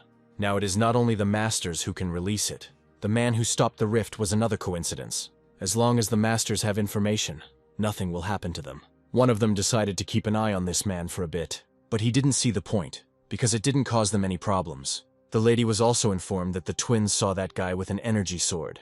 The leaders believed that with such weapons he was doomed to a miserable existence. The news reported that Kirit has received a lot of attention in recent days. The hero is the first to receive 5 abilities upon awakening. He asked Kara to calm down after the incident with Hijit. The girl wondered whether it was necessary or not. In any case, the country needed to eliminate such a criminal. Kirit, however, believed that it was not necessary to kill Hijit. Kara explained that this is what the compliance officers do. She took advantage of the moment and asked Kirit to restore that phone. In addition, she invited him to join their team. She promised to provide him with better working conditions. Kirit thought that Jim and Shima would be happy with this outcome. Kara immediately remembered their abilities. Shim has the ability of deadly poison. Jim wields the acidic hand of death. These same abilities were also publicly declared by Kiritani. It appears that Kirith can steal the abilities of other awakened. The protagonist interrupted the conversation so as not to reveal his secrets. He had another important meeting ahead of him. He announced that he would look forward to working with Kara. He is currently at level 28. Of all the stats, he only pumped up mana and stamina. The results of long-term consumption of the soul capsule have appeared, and so Kirit arrived at the hospital to see Mary. The girl learned that she could be cured of her allergy to mana. After that break, she is recovering quickly. Kirit was upset because he brought her soul capsules. The girl happily agreed to accept this gift. She announced that after treatment, she wanted to become a hunter like her brother. The main character was against this idea, but that didn't mean she couldn't become one. Mary wanted to make her brother's dreams come true.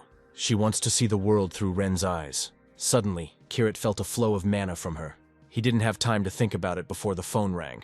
Timur from the Hunters Association was on the line. He had important information for the hero. Kirit said goodbye to Mary, putting her wishes aside for later. He thought he had imagined a manifestation of her mana. A month later, news came to Kashida that an X-rank person might appear. It was about a guy who single-handedly defeated Hijit. But Kirita wasn't worried about that, but rather that Kashida was still at level C. He began to wonder if he was making Kashida train enough. But he was sure that with such a mentor he was developing too quickly. He changed the subject and suggested meeting with the association. And so they met Timur. Kirit was already tired of meeting him. Timur reported that an important person was waiting for Kirit. He escorted him to the association president. This is the president of the entire Japanese branch of the Hunters Association. Wakam Kenzu was proud to have met such a potential hunter. Kashida Shin announced that he was Kiritani Shora's student. Vakam noticed that he had become much stronger lately. He would be happy to talk to his friend's grandson, but this meeting is dedicated to Kirit. Vakam showed Kiritu that the association had promoted him to A rank. Even Loki Sora needed a year to achieve such success. Kirit, without hesitation, announced that he was ready to receive C rank. Vakam explained that a hero cannot reach C rank with just basic abilities. Only those who have proven their strength are worthy of this rank. Therefore, the president is ready to make an offer to Kiritu. After the labyrinth incident, the dungeons were given a rupture rank from C to CC. All the monsters in the dungeon near Lichy City look like the defenders of the hidden core. Vakam invited Kirit to join the investigation of that case. The result could prove Kirit's abilities. For these purposes, Kirit wants to create his own guild. Vakam ordered Timur to help Kirit with these important matters. Kirit was glad that he was given access to the C-rank dungeon.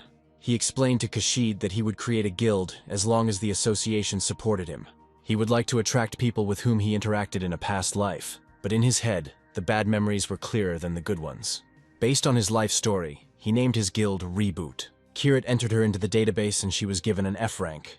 So far, there are only 2 members, including Kashida. Kashida knew for sure that they needed a healer to go into the dungeons. Kirit was willing to have at least one healer on the team.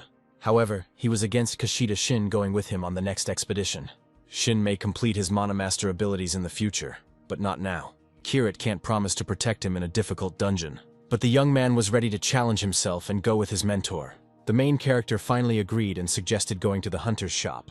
They need to take good equipment with them on their hike. Right there at the Kiritani store, Sir met Loki Sora. He invited her to talk, but was sure that she would refuse. Kirit told Loki that he had been invited to join a group to go to Lichy's dungeon. He needs the opinion of an experienced expert, like Loki. Kashida Shin had not met her yet. After some time, he finally recognized the best hunter in Japan. Kirit asked him to keep Loki's identity a secret. Loki listened to Kirit and agreed to show him the places with the best hunter's things. An hour later, the heroes were fully prepared with the equipment. All that remains is to choose a weapon suitable for the Cradle of Magnus dungeon. Loki showed off the gun shop where she is a regular customer. The heroes were greeted with special warmth. The owner of the weapons shop was named Izumi. Loki asked him to help her friends with the same good conditions. Kirit and Kashida showed the old man due respect. Izumi didn't see any potential hunters in them. He refused to sell them weapons despite Loki's request. Kirit also said that he would not buy any military weapons here. He expected something more super cool from this store. He picked up the first sword he came across and declared that he could break it with ease. He humiliated the old man for selling such fragile things to the best hunters. Evil Izumi promised the hero that he could take anything if he broke the sword. Kirit immediately activated mana and touched the sword. Immediately, 1,000 small fragments scattered throughout the store. The tip of the sword fell right at Izumi's feet. The old man immediately regretted the words he had spoken. He clearly didn't expect this weakling to break his valuable weapon. Only Kirit was confident in his strength. It was as if the sword was made of brittle metal. Izumi didn't understand what kind of strange guy had visited his shop. Loki said that the old man had definitely heard of Kiritani before. Kirit was the only one who destroyed the rift with one blow. Izumi apologized for not being able to recognize a man of such caliber. Even though the promise was oral, he kept his word. This is the price he must pay for underestimating his guest. He led the heroes to the secret room and opened the door. A staircase leading to the basement appeared in front of the hunters. The lower the heroes descended, the more they felt the energy of a powerful weapon. And then a huge hall with various combat items appeared. Izumi also allowed Kashida to take whatever he wanted. However, he asked to take what would be used in real combat. Kirit decided to trust the old man's confidence in his business. His gaze immediately fell on the right thing.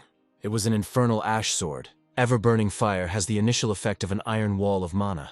As an additional effect, it restores spent mana. Izumi created this weapon from materials collected from the defenders. The sword burns everything that comes near it. He was lying in one of the defenders' fragments when he was discovered. The infernal hell rift was closed after 1,000,000 innocent deaths. No one took their belongings out of respect for the fallen. Kirit took the sword in his hands and scared Izumi. He just wanted to test the stats of the SS-class defender. Izumi was sure that the newbie wouldn't be able to handle the SS-class hunter's weapon. None of those present knew that Kirit had received the ability after Hijit's death. The SS Flame embodiment ability finally came in handy. This fiery flame felt like a living being to Kirit.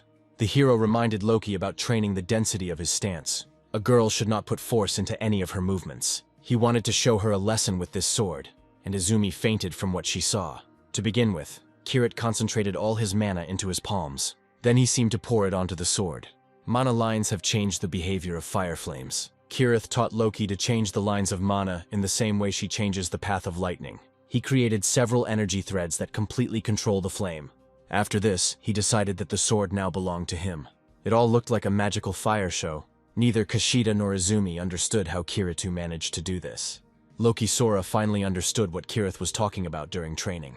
The fiery sword was completely subordinate to its new master. Previously, Izumi was sure that the newcomer could not handle him. This sword is called Martial Artist and is CC rank. Kirith was delighted with the damage he was doing to them. After Kirith checked the characteristics, the sword disappeared. It has evolved into a bracelet, a high-end technology. With this bracelet, Kirith can skillfully wield any weapon. The weapon will increase its ability depending on the amount of mana. It seems that Kirith's current experience has activated a past life ability. Loki decided to thank the hero for such valuable lessons. She had important information about that C-rank dungeon. According to her, in the Magnus Cradle dungeon, the hero needs to be extremely careful. There are many hunters who don't like Kirith. The dungeon is isolated from the outside world, and many hunters seek revenge. Loki's guild, Poison, will be participating in this event, and will be able to provide assistance to the hero. Kirith refused help because he was confident in his own abilities. A few days later, a portal appeared near the dungeon in the province of Lychee.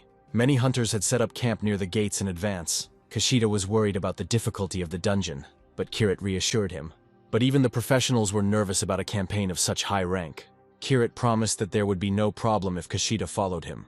Already at the preparation stage, the hunters were looking at Kirith. They were unhappy with his appearance here. It seems that Loki was right to worry about Kirith. Experienced hunters will give him a lot of problems. Despite the tense atmosphere, Kirith decided to get to know the participants. He declared himself as the master of the Reboot Guild. Yasuda was the master of the Dalnik Guild, and Yamagawa was the leader of the Yama Buffers. Kirith realized that all the masters would pretend that he simply didn't exist. He was reluctantly greeted by the Titan Guild's tank master, Jin Arak. Kirith repeated to him that he was the master of the Reboot Guild. Jin Arak laughed at him that his guild only had 2 members.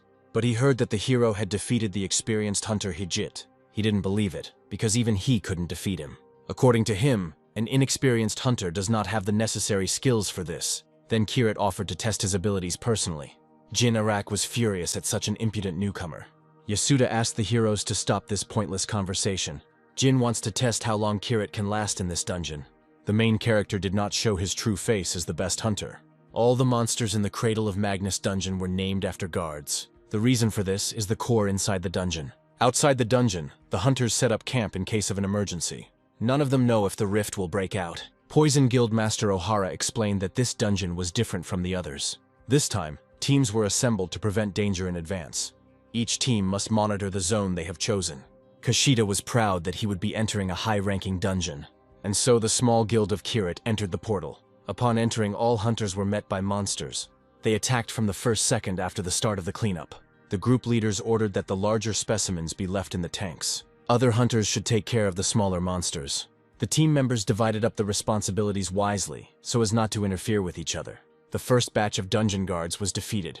Many participants rushed to collect things left behind by the monsters. Due to the activity of Jin's guild, Kirito has no place to engage in battle. Jin Arak deliberately did not want to leave work for Kirith. He incites the hero to a place where their lives are in equal danger. Shin was worried, but Kirith reassured him that this level was ideal for his skills. And then one of the dungeon bosses came out to confront the main character's team. Jin announced that it was the turn of the Reboot Guild. He didn't care that there were only 2 participants. Kirith was confident that his team would cope brilliantly with the monster. He realized that there was no need to use the ashen sword yet and put it away. He entered the battle with a normal sword, and Kushida Shin took out Izumi's gift. With this set of weapons, the guys will definitely cope with the task. When confronting the boss, Shin activated the defensive stance he had learned. Thanks to Kirith's lessons, the young man dealt with the first mini-boss. None of the tanks believed that a low-ranking hunter had done this. Meanwhile, Kirith deliberately angered the second boss. He didn't intend to kill him with his own hands. All this was to increase Kushida's experience. Kushida Shin trained in mana manipulation techniques on this monster, and so the second mini-boss of the dungeon was killed. Suddenly an arrow flew into Kirith's hand. The hero realized that this was a possible attack by the Avengers. Yasuda explained that he simply wanted to help the newbie guild. Kirith broke the arrow in anger and asked everyone not to interfere with him. This gesture further angered those who envied Kirith. The main character didn't have time to finish arguing with them before the monster attacked him. Kirith reacted in time and fought him off. In this way, he showed the Avengers that he was much better than them. He explained that his guild would become famous for quality, not quantity. Guilds with thousands of members will never achieve the same success. They decided to get rid of Kirit as quickly as possible so that he wouldn't be an eyesore. At that moment, Kirit felt a strange presence. He ordered all participants to lie down on the ground immediately. He felt a huge snake attack them from above. Her devilish eyes spoke of her high rank. The snake stopped and 100 lasers flew out of its body. These lasers attacked many hunters. They literally tore off their limbs and heads. One of the lasers was flying straight at Kushida. The mentor arrived in time to help and blocked the laser with his sword.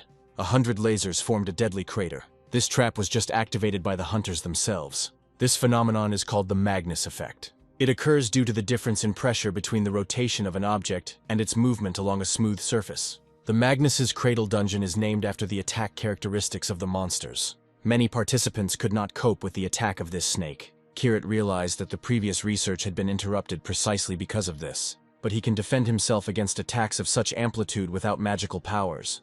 This proves that he is slowly gaining intuition from his past life. Kirit asked the student to move to a safe place, just in case. He wants to deal with the snake alone. He will kill her before she can do any more damage. It only took him a couple of minutes. And then the monster's head flew off and blood gushed out like a stream. It seemed to the hero like the simplest attack in a long time. Unexpectedly, Yasuda thanked him for killing the snake. It was a diversionary tactic to get Shin under arms. The hero immediately noticed that these people were not behaving in a true manner. Everyone just seemed to have gone crazy. They were simply affected by the poison. The survivors wore masks to fight off the infected. One of the team leaders ordered everyone to neutralize those under the influence. Healers are supposed to help heal the wounds of hunters with a healthy mind. Kirit realized that the snake had an additional poisonous effect. He assumed that Jin Arak knew about this from the very beginning. Jin just waited for this to get rid of Kirit and Kushida Shin. After the raid, he will simply say that he was under the influence of poison gas. Jin told Kiritu to exchange the weapon for Shin's life. After the fight with the snake, Kirit could not distinguish between enemies and allies. He can also use the poisoning excuse. Jin was confident that he would deal with the unarmed heroes. Kirit announced to him that he too had lost his mind. He shouted sharply at Kushida to lie down on the ground. Fortunately, the young man reacted to his cry in time.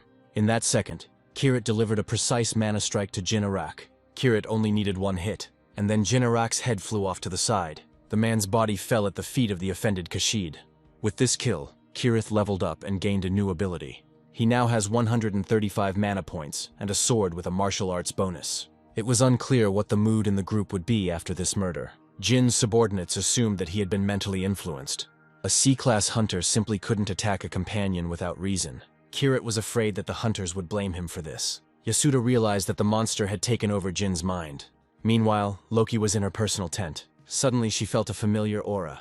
It was Kirit who immediately reproached her for betraying him. Loki admitted that Kirit is the only one who can get on people's nerves. She knew that no hunter would harm him on this raid. The hero is curious about what Loki's team plans to do with him next. The first team was able to return only thanks to Loki. Next time Loki will be on a team with top players. Only a few participants will be able to reach the second floor. Kirit assumed that the main cleanup team had already been formed. He asked Loki to recommend his candidacy. The girl believed that they were not close enough for such requests. In exchange for the request, Kirit offered Loki a lesson in the use of mana.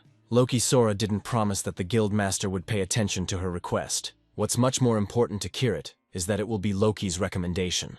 Before returning, he decided to test what he had gained from Jin's death. He didn't see any abilities that he could actively use. The list of abilities only included Berserk, which increases all stats. Kirit is not yet sure about the correct use of this ability. Meanwhile, preparations were underway at the entrance to the second floor. The healers treated everyone who suffered from the monster. It seems like all the groups were attacked by the same monster. After a few hours, it was decided that one team would guard the first floor. The elite group will go to the second floor. Kushida couldn't believe that Kirit was included in this group. Still, the request to Loki worked. Before leaving, Kirit told Kashid to seek help from the Poison Guild. He himself went with experienced hunters to the second floor. But right at the entrance, stones began to fall on them. All the hunters felt the influence of foreign mana. The power of this attack is many times greater than on the first floor. Hunters need to be too careful. They didn't yet know what they were about to face. Immediately, they were attacked by the same energy beams as on the first floor. Kiritu found it strange that everything was too prepared. It seemed like everyone was just waiting for him to arrive. And then from the darkness, 1,000 monster eyes appeared. There are many more of them than the hunters expected. At the same time, something strange begins to happen to all the monsters. They screamed, and the same energy beams flew out of their bodies. Many experienced hunters were immediately wounded. These monsters were 10 times stronger than those who attacked on the first floor. It seems the association underestimated their rank, but there is no turning back, and the hunters cannot retreat. Team leader Ohara was forced to prematurely activate the power of the Unwavering Alliance. The entire location was filled with his special mana. However, the monsters did not receive any damage from this. With Ohara's power, all participants felt an increase in stats. Now the monsters' shells did not threaten them. One of the hunters was able to use Mana Wall. This helped hunters avoid being hit by projectiles. The wall has disappeared, and the hunters need to cover the mage until the spell recharges. Several people were seized with rabies, and doctors immediately began treating them. Kirit realized that experienced hunters had excellent teamwork skills. While he was admiring this, a monster appeared behind him. Luckily, Kirit noticed him in time. With one swing of his sword, he cut the monster in half. The monster's long-range attacks were stopped, and the monsters changed their strategy. This is a great opportunity for the protagonist. He cut 2 individuals in half with just one blow. Another giant hurried towards him. Kirit carefully neutralized him too. He pierced the monster's body with a martial arts sword. At the same time, he applied a deadly poison to the sword. The monster was on the verge of death, but did not give up until the very end. Other individuals rushed towards him, but were immediately stopped. For them, Kirit used B-rank Death Hand. In a couple of minutes, he killed 3 individuals at once. None of the hunters had previously believed in his powers. They thought he was in the squad because of his connection with Loki. Now they understand that Kirit has more than just talent. While they were watching him, Kirit finished off all the monsters. After clearing the area, the 3rd floor awaits the hunters. Loki was glad that Kirit was able to prove the validity of her recommendation. But the young man considered this the price for admission. Master Ohara expected no less from Loki's recommendation. He was proud that Kirit would go with them to the 3rd floor. Loki guessed they would finish the cleaning faster than they thought. Ohara knew that they would face many dangers, and then the hunters felt the beginning of a rift. Everyone was ordered to run to the 3rd floor. Loki hoped that Kirit would cover her in case of danger, but the main character told her that he would come later. He sat down next to the bodies of the monsters, and began to wait for the arrival of someone outside. And then this someone came. He praised Kirit for his amazing powers of observation. The hero wanted to know the identity of this man from the beginning of the campaign. This man had been watching the hunters from the very entrance to the 2nd floor. He acknowledged the protagonist's ability to use mana. Unlike others, Kirit is a professional at this. This man was curious as to who taught Kirit this. The main character is not going to tell his life story. The man had no choice but to attack. He unleashed a powerful mana shockwave. He is much higher level than Hijit and Loki. Kirit first noticed such abilities using mana. However, this did not frighten him at all. The opponent used mana concentration on his hand. This stream should cause serious damage to Kirit. The attack was right on target, but Kiritu barely managed to dodge her. The enemy explained that this was his way of expressing his hatred for those who could wield mana. Kirit realized that he was not the first victim of this madman. The man announced that Kirit's life would end today. He immediately used mana wings. Kirit knew that this skill belonged to the long-eared and fairy race. This confirms that this guy has some connection to the hero's past life. Kirit finally found a clue. He couldn't let this man go. He pounced on him, and he created a ball of mana. There were about 100 of these dangerous balls. Kirit skillfully dodged them. The entire location was filled with energetic flames. It turned out that Kirit had activated his fire sword and repelled his opponent's attack. The man saw him as a simpleton who was waving his sword in vain. He knew it wouldn't do him any harm. However, Kirit's actions brought good results. He waited for the right moment to destroy those mana wings. The wings helped the enemy avoid attack. Kirit had a general idea of his fighting style. After that, he was able to activate the Berserker skill to fight the wings. Berserker added mana to Kirit to create the Fire Ash sword. The opponent didn't expect to be caught with this particular skill. Kirit needs to attack him before he recharges the spell. He had no idea that reloading would take less than a minute. He was not prepared for the surprise attack. The enemy thought that Kirit had no ability against his strength. He concentrated all his mana and released it on Kirit. The main character could barely stand on his feet. It looks like he'll have to take some serious action here.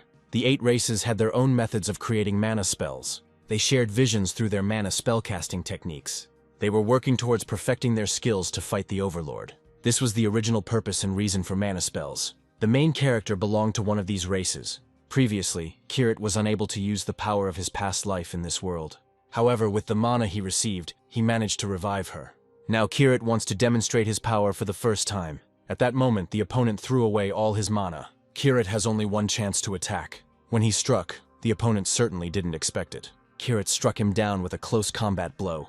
According to his calculations, the man should have dodged instead of defending himself. The opponent did not understand how the hero knew his tactics. After that, his life almost ended. The hero spent all his mana and started bleeding. This hard battle was over. The man was paralyzed but survived. Now the main character can calmly talk to him about everything. His victim didn't understand how he was so good at mana spells. He forbade Kirit to use them, and was immediately struck in the chest. Kirit ordered him to listen to him silently. First, he asked his name. He introduced himself as Kid Ruwalt. Kirit had never heard this name in his past life. It was important for him to hear how Kid learned mana magic. Keith did not want to answer his questions, but Kirit forced the answer. The main character told him several names from his past life. However, the young man does not understand what is being discussed. It seems that the fairy sorcerer knows nothing about his past life. Kirit asked him why he came here to catch him. He admitted that he came here to test his abilities with another guy. He promised that he would try to talk to the team so that Kirit would be accepted into their team. At Kirit's level, they will welcome him with open arms. But the main character did not want to join the murderers' club. Kid admitted that there are monsters there that are stronger than him. Kirit hinted that not long ago he was much stronger than his entire team. Kid started asking him more about it. Then he immediately got hit. He lost his head and died with 100 questions for Kirit. With this kill, the main character leveled up. Besides this, he acquired a new ability. The Executioner's first ability has reached X rank. The highest rank in the association was the rank of CCC. The system informed the hero that his first skill was already X rank. Perhaps this is related to his past life. Suddenly, the hero's thoughts were interrupted by a siren. Kushida waited for Kirit and reported that the siren had gone off on the first floor. Most likely, a new rift has occurred. Indeed, not far from the scene of the events, everything exploded and collapsed. Kushida reported that Loki Sora was located there. Kirit realized that it was the boss of the third floor who came out of the gap. After this, 100 monsters set out to attack the hunters. The hunters were ready to meet them without fear. Kirit left these monsters to Kushida and the Poison Guild. He himself went after the floor boss. Meanwhile, there was a high concentration of mana at the site of the rupture. The hunters didn't know how to stop this phenomenon. These monsters were comparable in complexity to a natural disaster. The hunters successfully dealt with the first wave, and decided to retreat before the second appeared. They didn't have time to do this because the boss appeared. The hunters immediately noticed the appearance of Loki's energy. Loki Sora was ready to engage in battle with this boss, but his continuous attacks do not allow the girl to get closer. Loki Sora wished that Kirit was here right now. And then, at the call of her heart, the main character appeared behind her. She was glad that he survived that expedition and returned to her. She reported that the core of the dungeon was inside this monster. The monster looked like a mountain that barely moved. The onslaught of his attacks does not allow the hunters to get any closer. Kirit thought it would be an easy task. Apart from him, no one here can deal significant attacks. He simply decided to cut everything that could be cut. Loki Sora decided to pave the way for him to the core. At that very moment, the rock came to life and a mouth appeared. Energy balls flew out of this company. Loki activated the fire lightning at the end of the weapon. After that, she launched lightning bolts at all the flying balls. She managed to get rid of a dozen attacking balls at once. The floor boss has entered a cooldown phase. The distance between Loki and him was about 50 meters. This means that the girl can go into close combat. She ran up and launched an energy attack towards the boss. The boss's top immediately fell off. However, another entity appeared in its place. Loki immediately realized that the core was somewhere else. Kirit decided to deal with the whole problem on his own. Loki stayed behind him to support him. At this point, the hero has 180 mana points. This will be enough to attack the floor boss. Kirit used one of his abilities and struck. This time he tested the new C-rank mana bombardment ability. The floor boss was completely engulfed in flames. He was literally being torn to pieces from all sides. Kirit struck directly at the location of the core. When the core was discovered, Kirit dumped all his mana into it. After this, the news reported that the rift had been stopped by hundreds of hunters. People began to recognize Kirit's abilities. Kirit believed that Kushida was also in that 100 hunters. This situation prompted the heroes to create a guild base and invite new members. Meanwhile, a meeting of experienced people was taking place at a round table. They discussed that the butterfly man was dead because of Kirit. They blamed Leo for this, who had relaxed him earlier.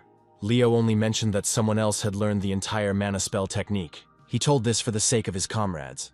Everyone pounced on him, accusing him of just pretending to be nice. The butterfly incident showed that he simply wanted to eliminate unnecessary people. His recklessness caused this accident. Now a cold war begins between colleagues. Everyone turned against Leo. A more important person immediately appeared and told Leo that he was wrong. According to him, Lev did something that shouldn't have been done. Leo simply reported on a man who uses the same methods in working with mana. It was immediately concluded that these people would catch up with them due to their rapid development. Lev provoked one of his colleagues, and this resulted in the death of an important person. Because of this, everyone began to doubt the wisdom of his decisions. Leo explained that Butterfly went into battle with the mana-wielding man on his own. This fight proved that their target's abilities were equal to theirs. No one present thought that Kirit could become a threat to them. Lev explained that this person simply could not have the SSS level. Lev was given one last chance, and was given full responsibility for the matter with Kirit. The Queen's previously overwhelmed army had completely destroyed Aslan's continent.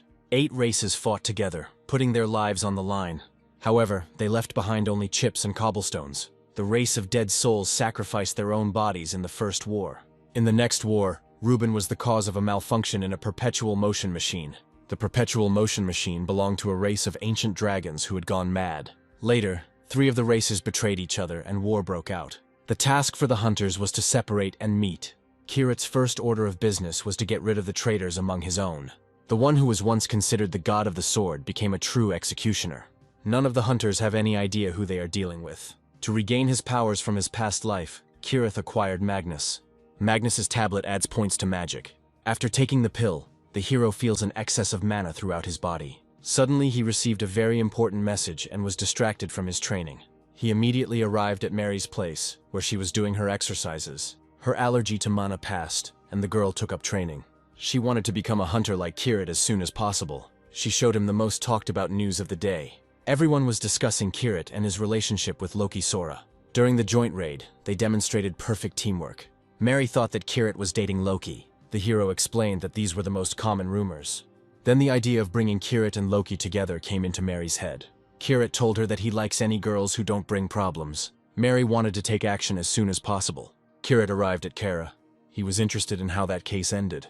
While investigating the Hijit case, Kara discovered something interesting. The talk was about a cancellation bracelet that can muffle all powers. This technology is ahead of all of Japan, which means that other countries were involved. Kara narrowed the suspect pool to 3 main foreign suspects. The first suspect was Professor Boris, who was always conducting experiments. The second was an Asian named Chen, who was involved in illegal business. Professor Steve was the third suspect, and he was only interested in his research. One of these people is definitely connected with the bracelet. This information was sent to Kare by Inamutu, and Kirit did not trust it. He suggested that the girl repay his old debt with this deed. He asked to contact him as soon as any results appeared. The next day, Kirit was angry that there were no suitable candidates for the guild. They and Kashida are looking for new people to join the guild. None of them wanted to be part of a guild that only had 2 people. There are far fewer people capable of using mana than Kirit thought. So far, only Kirith and Kashida have control over mana. When the interview was over, the hero saw another girl. Kirit informed her that the interview was over for today. The girl knew about this, and that's why she came to the end. Michelle introduced herself as a hunter from Global Management America. Kirit gently pushed her away, since she was not interesting to him. Michelle came here to recommend the Hunters Guild from her company. Kirit became interested in the topic of American hunters. Michelle later said the hunting world was slowly moving to a national level. People place high bets on the Kirit Guild, which proves the importance of the guild. Kirit knew that recruiting foreigners was illegal. He read the resume and saw an experienced C-rank healer. Michelle talked about Finn, who became a hunter after being cured of his mana allergy. There were many healers on the list who simply heard about the guild's needs. One of them mentioned an allergy to mana, which Mary also had. Kirit decided to arrange a meeting with Finn, but Michelle flatly refused him this. The thing is, Finn is already here. He arrived to the guildmaster in advance because he believed in his success. Kirit greeted the experienced Finn with joy. He was worried about why the young man suddenly decided to change guild. Finn explained to him that he had already outgrown that guild in terms of level. This is precisely why he wants to transfer to a more promising team. After this answer, Kirit immediately handed him the contract. He also noticed that Finn was feeling pain in his chest. The higher Finn's rank rises, the more intense the pain becomes. He visited many guilds, but still could not find a solution to the problem. But Kirit saw why the young man was suffering so much. Now Finn's mana is getting out of control. In desperation, Finn agreed to join the Reboot Guild. But Kirit hasn't accepted him into the team yet, as the interview process hasn't finished. He decided to move on to the practical part, so they went to the training hall. Michelle forbade Finn from taking the test in this state, but Finn had already activated the mana on his weapon. He explained to Michelle that Kiritani would definitely cure his sore chest. He was ready to sign the contract right now. Kirit allowed him to use weapons, but even with that, the fight would end quickly. Finn immediately rushed to the side, preparing to attack. His mana reserves allowed him to win this training battle. At the first blow, Kirit barely stayed on his feet. After that, he threw his sword on the floor. It was a diversionary maneuver. When Finn was distracted, Kirit suddenly grabbed him by the clothes. He threw it several meters away. Finn flew into the wall and took damage. Blood started coming out of his mouth. He had never heard of such an ability before. This blow gave him the ability of CC rank regeneration.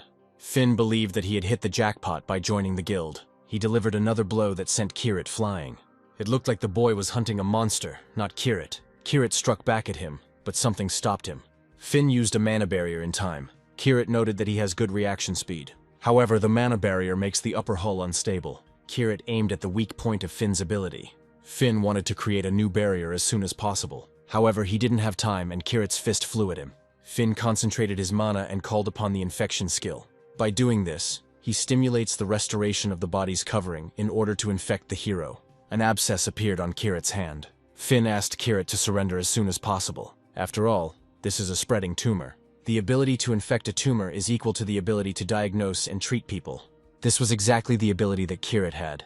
Finn didn't expect his infection to disappear into thin air. After hitting Finn, Kirit praised him for his interesting ability. Finn realized that the hero could cure all his pain with that ability. Kirit acknowledged his thinking and strength. He immediately offered him to sign a contract. Michelle was bothered by the fact that the guild's contract did not hold it responsible for data leaks. In addition, the contract was signed for 10 years, but this did not bother Finn. He believed that helping Kiritani was worth these conditions. From that moment on, Kirit is considered a master for him. The protagonist has dropped the formalities and simply calls his subordinate Finn. All this time, Kushida thought it was a girl and showed her signs of attention. Finn immediately disliked him for this. Kashida's heart was broken. Today, Kirit was able to assemble a minimal team. At that time, there was a meeting at the Japan Hunters Association. Oda Makito announced that a new monster will appear in a week. He ordered his subordinates to gather all the guild masters. During training, Finn used mana to get rid of the pain in his chest. He heard that Professor Steve was currently doing research on a similar topic. He is researching a method similar to mana magic. Steve says the research will help people use status more effectively. Kirit knew that the basis of the techniques could not be discovered by science and time alone.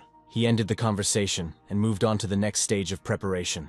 The heroes went to the site of the real battle. During the fight, Finn will act as a healer. Kushida will attack monsters in melee combat. And now the first serious monster appeared before the heroes. Kushida Shin used his new ability. He received the principle of duality not long ago. Shin, without fear, rushed at the monster. He delivered a precise blow to the monster's head. However, the monster outwitted him and bit him. Finn immediately helped Shin, but not before scolding him for his haste. The young man's wounds immediately healed. Kushida was grateful to Finn for his excellent support. He continued to kill the monster. Finn was always there for him. He finished the fight and dealt the finishing blow to the monster. He asked Shin not to make stupid mistakes, otherwise he would no longer treat him. Even high-ranking guilds usually prepare for an A-class dungeon. Kirit's team is in sync, so the three of them can handle it. Finn noticed that the monsters in this dungeon were too strong. He heard that this was because of the upcoming strongest monster in America. The first monster appeared there 20 years after the first rift. In Japan, faults have been appearing for the past 12 years. Lately, faults have been occurring more and more frequently. They are probably a harbinger of a quietly approaching disaster. After training, Kirit returned home. Mary, who now lives with him, was already waiting for him there. She told the hero that a guest had come to see him. Loki Sora came to him because of his broken promise. Mary stuck to her goal and left the heroes alone. Kirit couldn't understand when the girls had managed to become close. Loki explained that she and Kirit's sister were the same age. Kirit said that this was not his sister, but his companion's sister. The girl didn't expect Kirit to be such a good person. She changed the subject and showed the golden lightning bolts that had brought her here. She showed that she had learned to control mana. She understood the technique that Kirit taught her.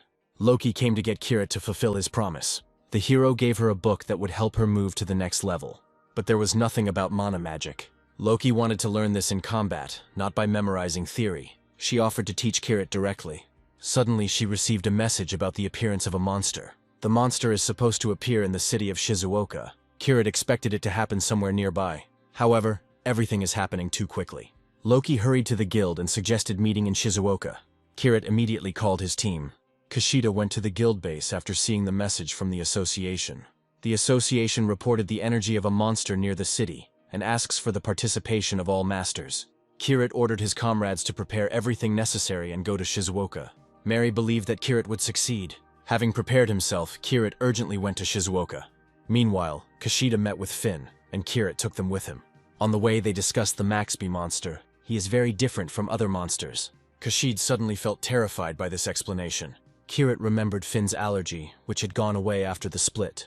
Finn said that he became a hunter after a full recovery. Kirit first heard about mana allergy from Mary, so Mary can also become a hunter. Finn heard that a friend of the master found herself in a similar situation. These people have too much mana, and after awakening, Finn received a special ability. The CC rank mana reactor ability triples the owner's mana. Kiritu couldn't understand why the guilds let such a talented man go so easily. Finn didn't have time to answer. He was interrupted by a frightened Kushida Shin. It turned out that the association even brought helicopters. Kirit decided that they needed to hurry too. And so, a couple of minutes later, they entered Shizuoka. There were soldiers everywhere on the streets. Everything here is more serious than the heroes thought. This was because such a monster appeared in this country for the first time. Kirit decided to drop by the headquarters of the Hunters Association. He immediately felt a tense atmosphere inside. The association leader thanked everyone for responding to his challenge. He decided to immediately determine the goal and positions of the hunters. He asked the Kirit Guild to oppose Maxby in the vanguard. Reboot has already demonstrated its competence to everyone during the last campaign.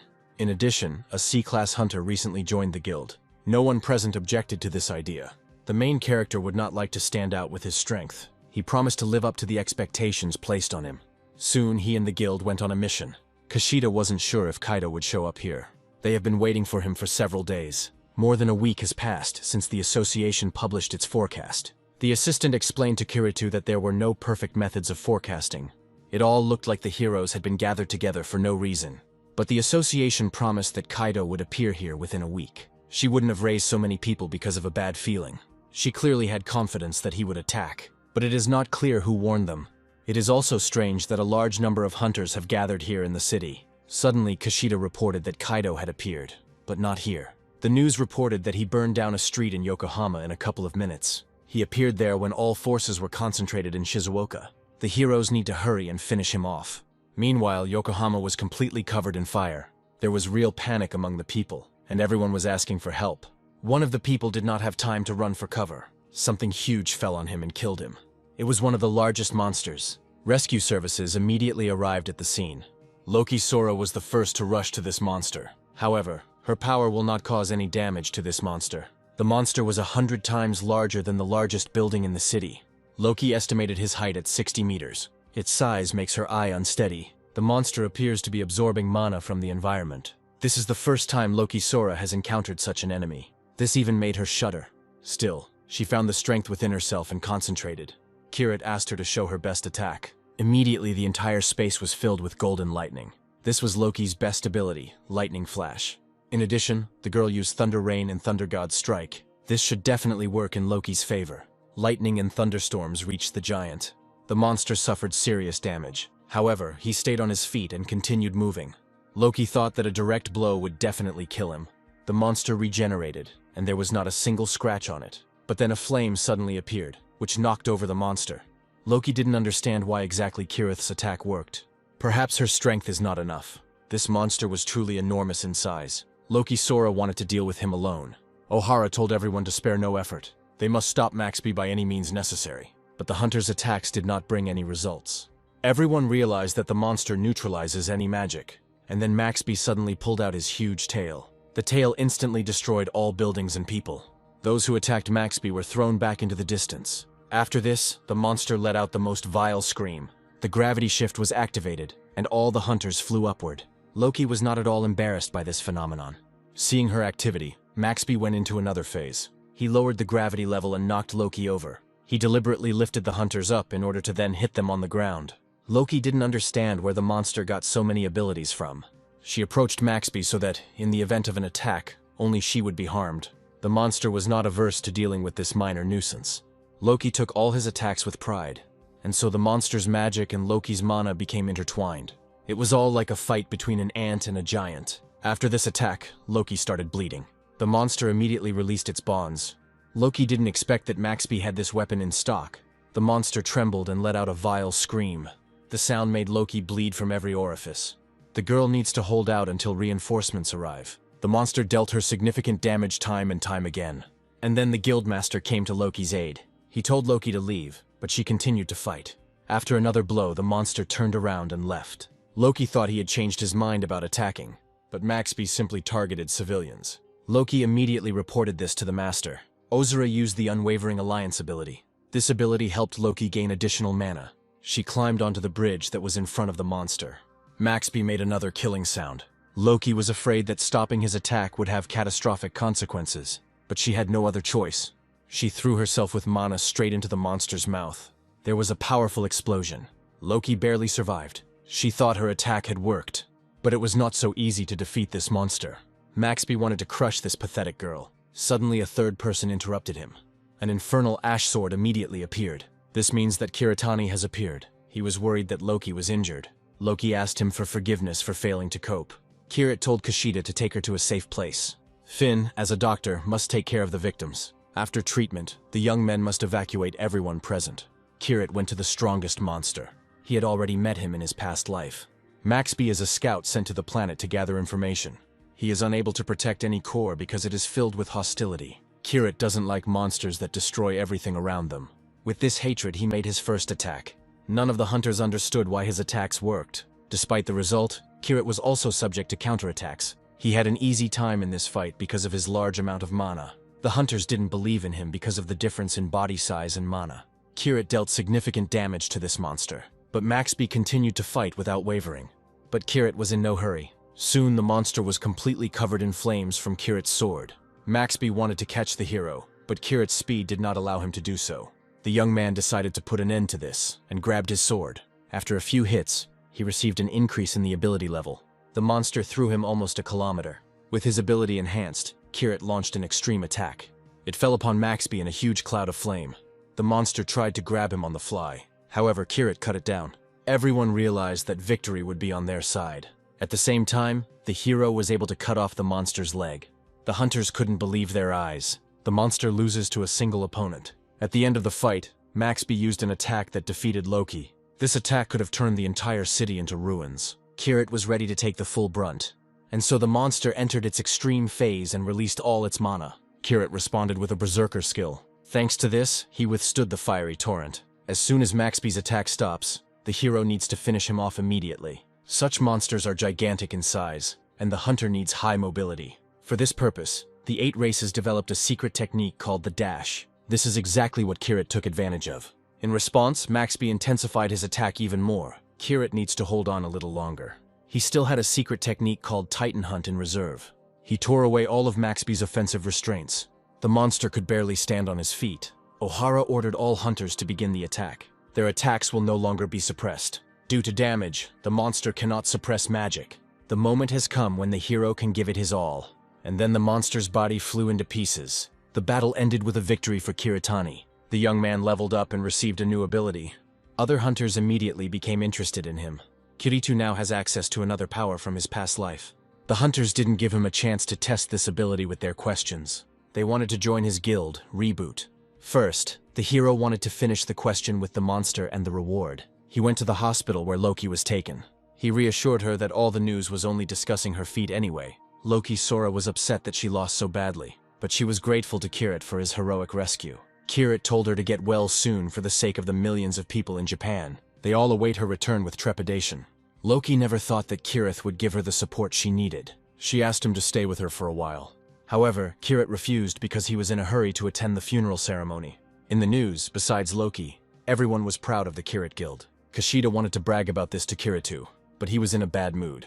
The main character wanted to test the new ability as soon as possible. In the characteristics, he noticed the appearance of the line spirituality. This is a source of power that existed in the hero's past world. This is an indicator of someone's soul. The problem is that it cannot be increased using bonus points. Kirit has an idea for this case. He immediately went to the farewell ceremony for the dead. On behalf of the guild, he expressed sympathy to all the families of the victims. He decided to sacrifice half of the reward for the last mission to them. For this act, he immediately received 32 spirituality points. Spirituality will grow if you increase your influence in society. This condition was also present in the hero's past life. Kirit made this move primarily for his own benefit. In the background, he was already thinking about those who had lost loved ones. Despite his second life, he still can't get used to such scenes. Finn thanked him for his kind heart. He handed Kirit the documents he had requested. These were secret documents about the murder of Maxby. Kirit needs them to track the person responsible for the tragedy. He went to the area where the man who had given the information about Maxby lived. Meanwhile, Professor Oda was preparing to leave urgently. He looked quite nervous. Kirit arrived in time and did not let him escape. He reproached him for predicting the appearance of the monster, but making a mistake about the place. Oda explained that it was impossible to know the exact location of the appearance. He even cited reports from the American Association as evidence.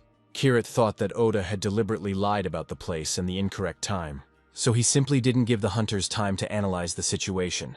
All people believed him because he was the main researcher of mana flows. The other day he even invented a bracelet that blocks mana. This didn't seem like an ordinary coincidence. Oda became angry and used new technology on Kirita.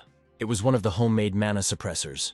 Oda found an opportune moment to escape. However, he underestimated Kirit's abilities. The hero released the sword that had recently defeated Maxby. He hit Oda right on target. Kirit left the man alive to discuss a couple of issues. He wondered who was controlling Oda's actions. Oda admitted that he was ordered to do this. However, he did not say the exact target, and was immediately struck by a sword.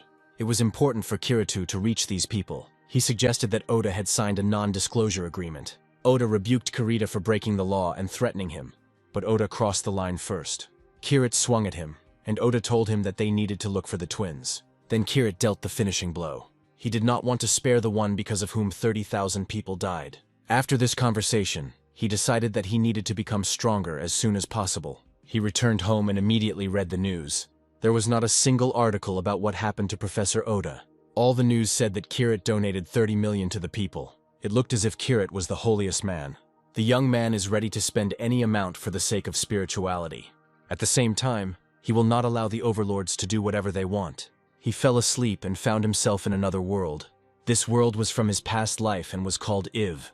A strange voice called out to Kirit. He said that this world is not much different from any continent. It was Kushu from the long-eared race. She was one of the 8 heroes, just like Kirith. His other comrades also appeared, preparing to fight the queen. Kirit realized that it was just a dream. The picture changed and everyone was shouting that Kushu was injured. She was killed by monsters in a battle with the queen. Kushu regretted that they had taken aim at the Queen of Monsters herself. She disappeared and the picture changed again. Ruben was preparing a weapon that could destroy the queen. He announced that Iva no longer existed. He forged the queen's lair, but Kirith never touched it. It all happened too quickly. Ruben's forge was destroyed by an explosion. Realizing the threat, the creatures began to attack the dwarves' workshops. Eventually, Ruben's creation disappeared into the sea. Ruben lost all the hope he had staked his whole life on. He fell into despair and suddenly disappeared completely. The heroes found him in the mountains, which eventually became a battlefield. The cause of death was suicide. This prompted the heroes to kill the queen at any cost. Kruger from the Myth race figured out where her base is. However, he was killed by her subordinates before arriving at the base. Before he died, he managed to say a few words to Kirit. Its base is on the other side of the abyss. This is the place where there is a sea of stars that has no end. The queen is located on a round continent that drifts among these stars. Kruger asked Kirit to kill the queen and end this war. Kirit had this dream because he was fighting Overlord Maxby. Only in this life did he understand the meaning of Kruger's words. Kruger talked about space, and space kaiju called overlords. Now that Kirit has realized everything, he needs to start preparing. He went to Izumi's workshop. Izumi was surprised by his arrival. Kirit brought with him the carcass of the slain Maxby. Izumi couldn't afford to buy this monster. Earlier, he asked Kirit to bring him everything that could be made into a weapon. The hero was ready to give Izumi half. The old man was clearly interested in this deal. Kirit wanted to obtain equipment for his guild from the monster's body. Izumi had no choice but to agree. Kirit left and thought about Maxby's appearance. Its appearance means that there is a possibility of attack by other overlords. In the world where the heroes lost, they didn't even have time to make a plan. But this time everything will be different. Kirit returned home where Mary was waiting for him. The girl was seriously excited. She felt that something was wrong with her hands. Mana emanated from her hands, so she woke up, just like Finn. Everything was similar to his story. After talking with Finn, Kirit expected the same from Mary. However, Mary had too much crazy mana. The hero thought that she had awakened. Mary was happy that she could become a hunter. Kirit asked her to open the characteristics window. Mary didn't yet know that this was available to her. Mary tried to open the characteristics window several times, but all her attempts were in vain. She realized that she had dreamed about a career too early. Kirit asked her to concentrate on her breathing. During meditation, the girl developed a high concentration of mana. For the first time in his life, Kirit sees such talent. In his past life, he observed something similar in Kushu. It looks like Mary was able to wake up after all. She didn't understand what was happening to her body. Kirit explained to her that she was now different from ordinary people. If he had met her in a past life, there would have been 9 heroes, not 8. Suddenly, Kara called him. She reported that she had received new information about Inamoto Gaku. An hour later, they met the hero at the Hunter's Memorial. Kara had to do business on her only day off. Kirit realized that this place was somehow connected with Inamoto. Kara found a mention of him in the most unexpected place. This place turned out to be the lists of missing hunters. Here are the names of all the hunters who stopped Japan's first schism disaster. One of the names was familiar to the hero. It was the name of Kishida Mamoru, that is, Shin's grandfather. Among these names is the name of Inamoto, who went missing 12 years ago. Kara revealed that his ability was mana bombardment. Kirit told her in more detail about this ability, which he was already familiar with. He did not reveal that this person was the butterfly he killed. Kara immediately realized that Kirit was involved in his murder. The young man said that Inamoto was the first to attack him deliberately. Kara blamed Kirit for killing an innocent man. The protagonist explained that he punished someone whom the law could not punish. Kara was angry that this was done without her knowledge. Kirit decided to end this conversation and look at the exhibition. During the exhibition, he saw an exhibit of a powerful explosion in the center of the vault. The explosion occurred after Kishida Mamoru's ability went out of control. Kara picked up a notebook from the exhibit and read the lines of the poem. These words about a beam illuminating the path were familiar to Kirit. This was a motto that Kishida Mamoru came up with. Kirit remembered that it was the battle cry of the 8 heroes. It is also a secret ability of the mana of ancient dragons, that is, Ratials, like Shin. That explosion must be a side effect of the perpetual motion machine. Kara had the feeling that Kirit had lived several lives. After this meeting, the hero went to the guild. There he conducted another training session with Kishida. Shin was exhausted, but Kirit ordered him to continue again and again. Kishida didn't understand why the teacher suddenly became so strict. Kirit just wanted Shin to remember Ratiel's skills from his childhood. Ratiel was originally created to strengthen the body to the limit. Since Shin learned this, the body should remember everything.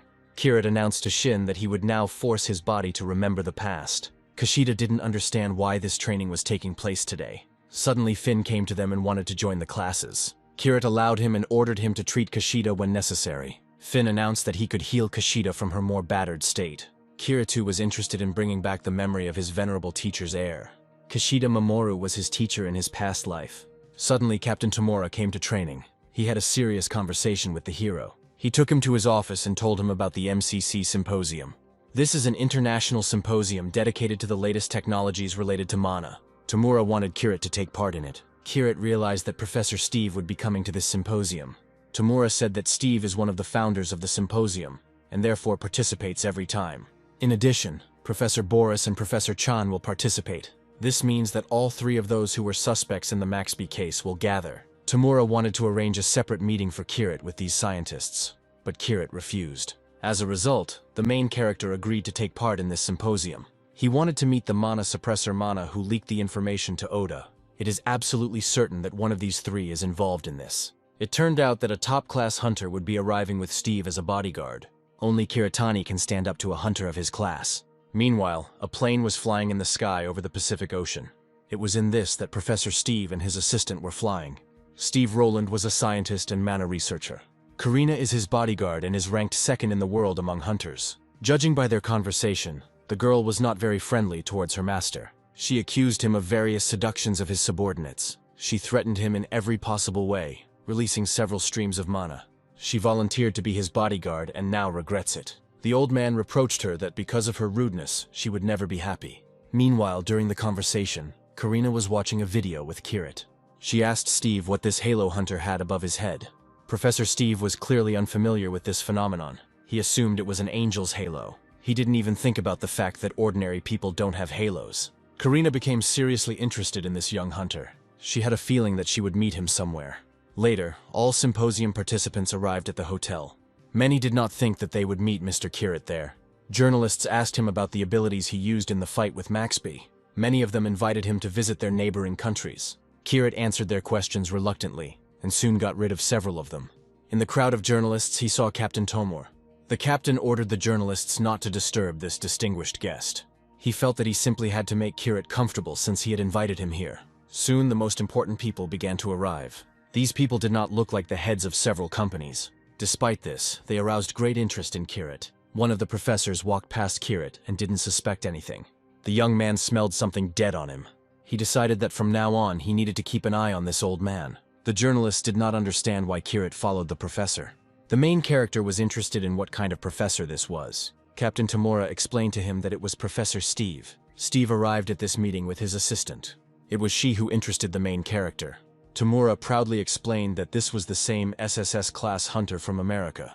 She confronted the Scourge of the Schism 40 times and destroyed 2 monsters. Karina is ranked second in the world due to her long-range attacks. From the mana concentration, Kirit realized that it was high even for an SSS-class hunter. He assumed that she was exactly the same as Shin.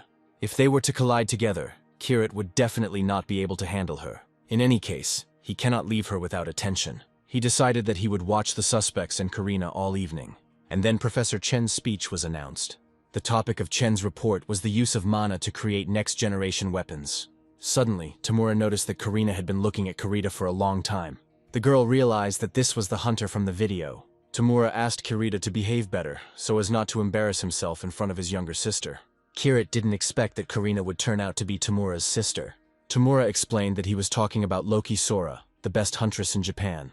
The hero said that he and Loki cannot live without each other, and it is something like a symbiosis. Tamura confirmed the suspicions that his sister and Kirita's relationship was too close. He asked Kirith to keep an eye on Loki during the battles. Suddenly, among the crowd of guests, Kirit saw twins. They were too young and wore hunters' costumes. The main character remembered that he needed to find the twins. They are the ones connected with Oda and this strange story. None of the guests pay attention to them, despite their strong mana. Kirit immediately rushed after them. Karina noticed his strange behavior.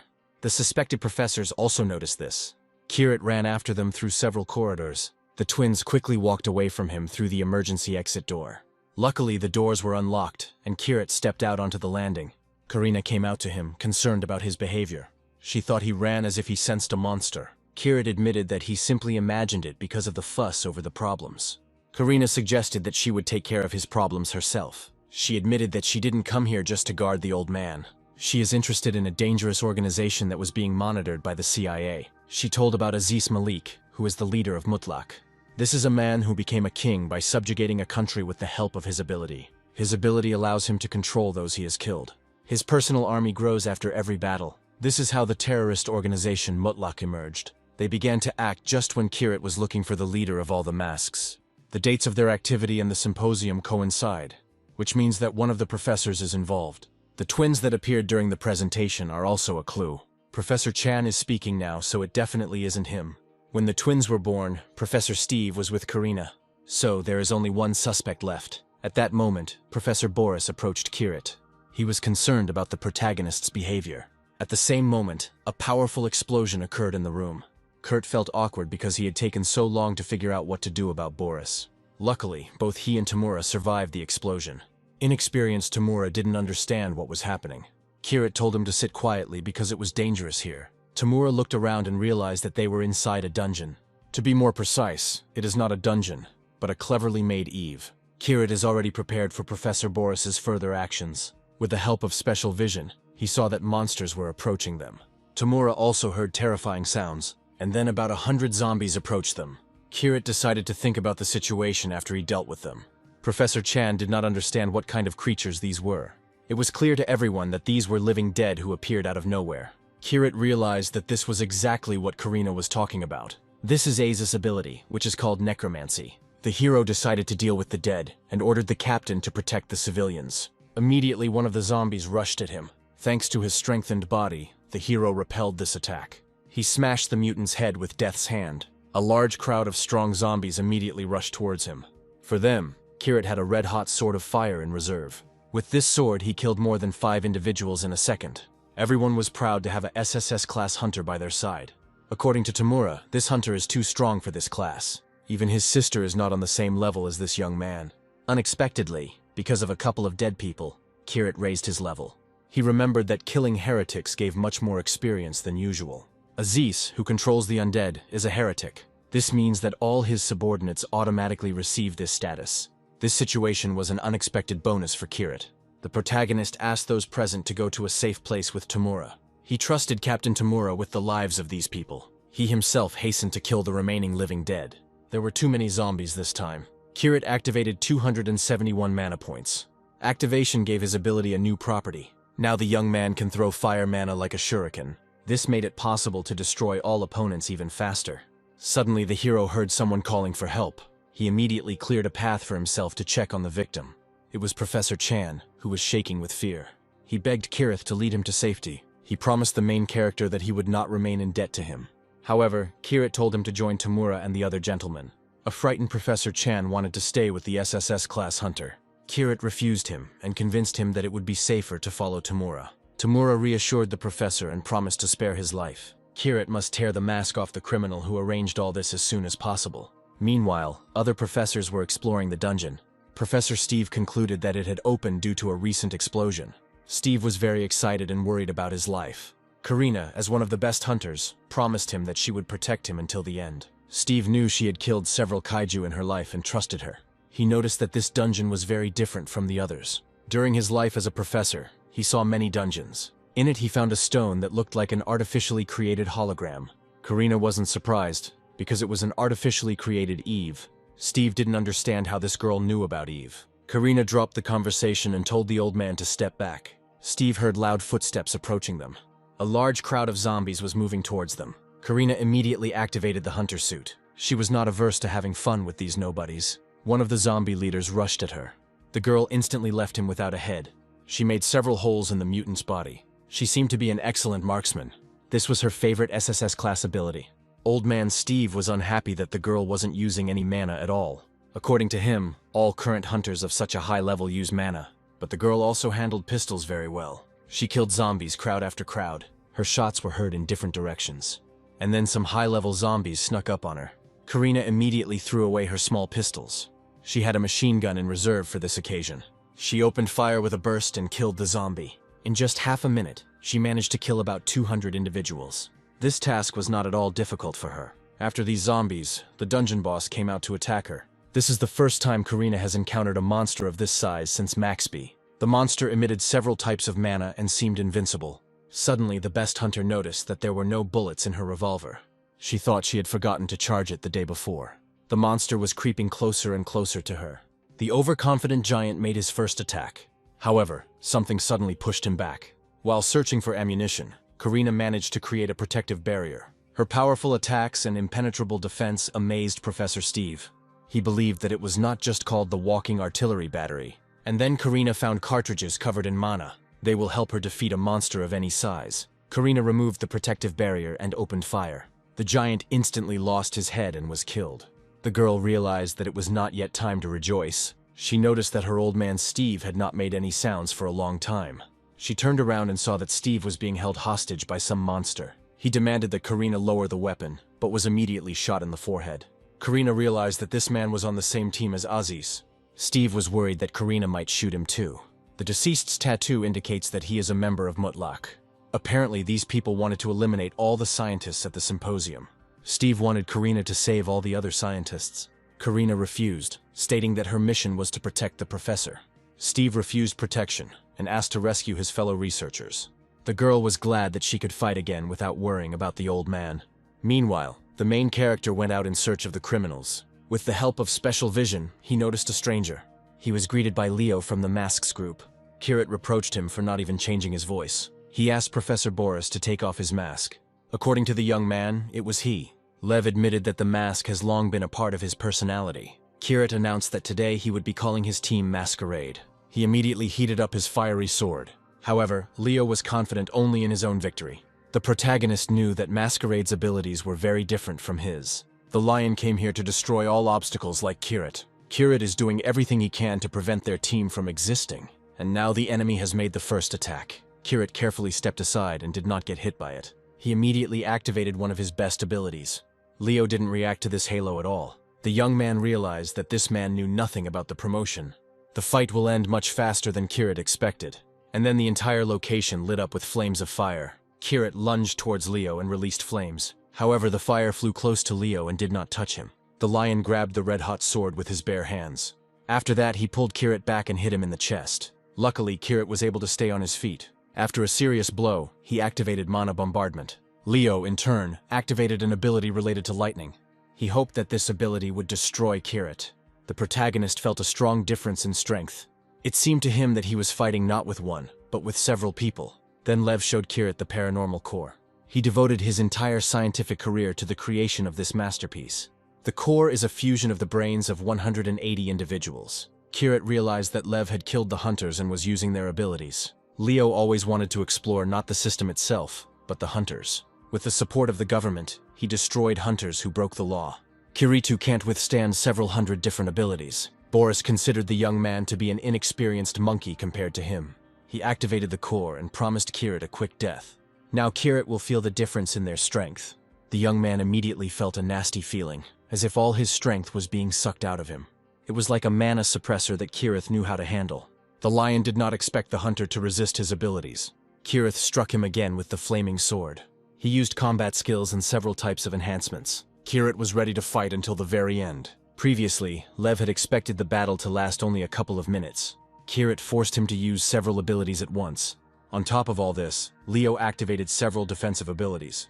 He understands that the enemy is not so weak. For this fight, Kirith prepared Death's Hand, Poison, and Mana Bombardment, and so the best abilities of the enemies were intertwined into one whole. A powerful explosion occurred in the location. The lion fell into the epicenter of the explosion, but survived thanks to the core. The core immediately activated regeneration and healing. Leo has several dozen types of restorative abilities. The protagonist intended to beat him so badly that there would be nothing left to repair. Meanwhile, Karina finished with the various zombies. Suddenly, a mass teleportation device fell at her foot. It moves physical objects to a specified point. Karina immediately understood how these monsters got here. Karina suddenly felt the collision of two streams of mana. The first stream probably belonged to Kirit. It is unknown who owns the second strange mana. Karina decided to see this man in person. Meanwhile, Leo activated various abilities using the core. Super regeneration and healing helped him to fully recover.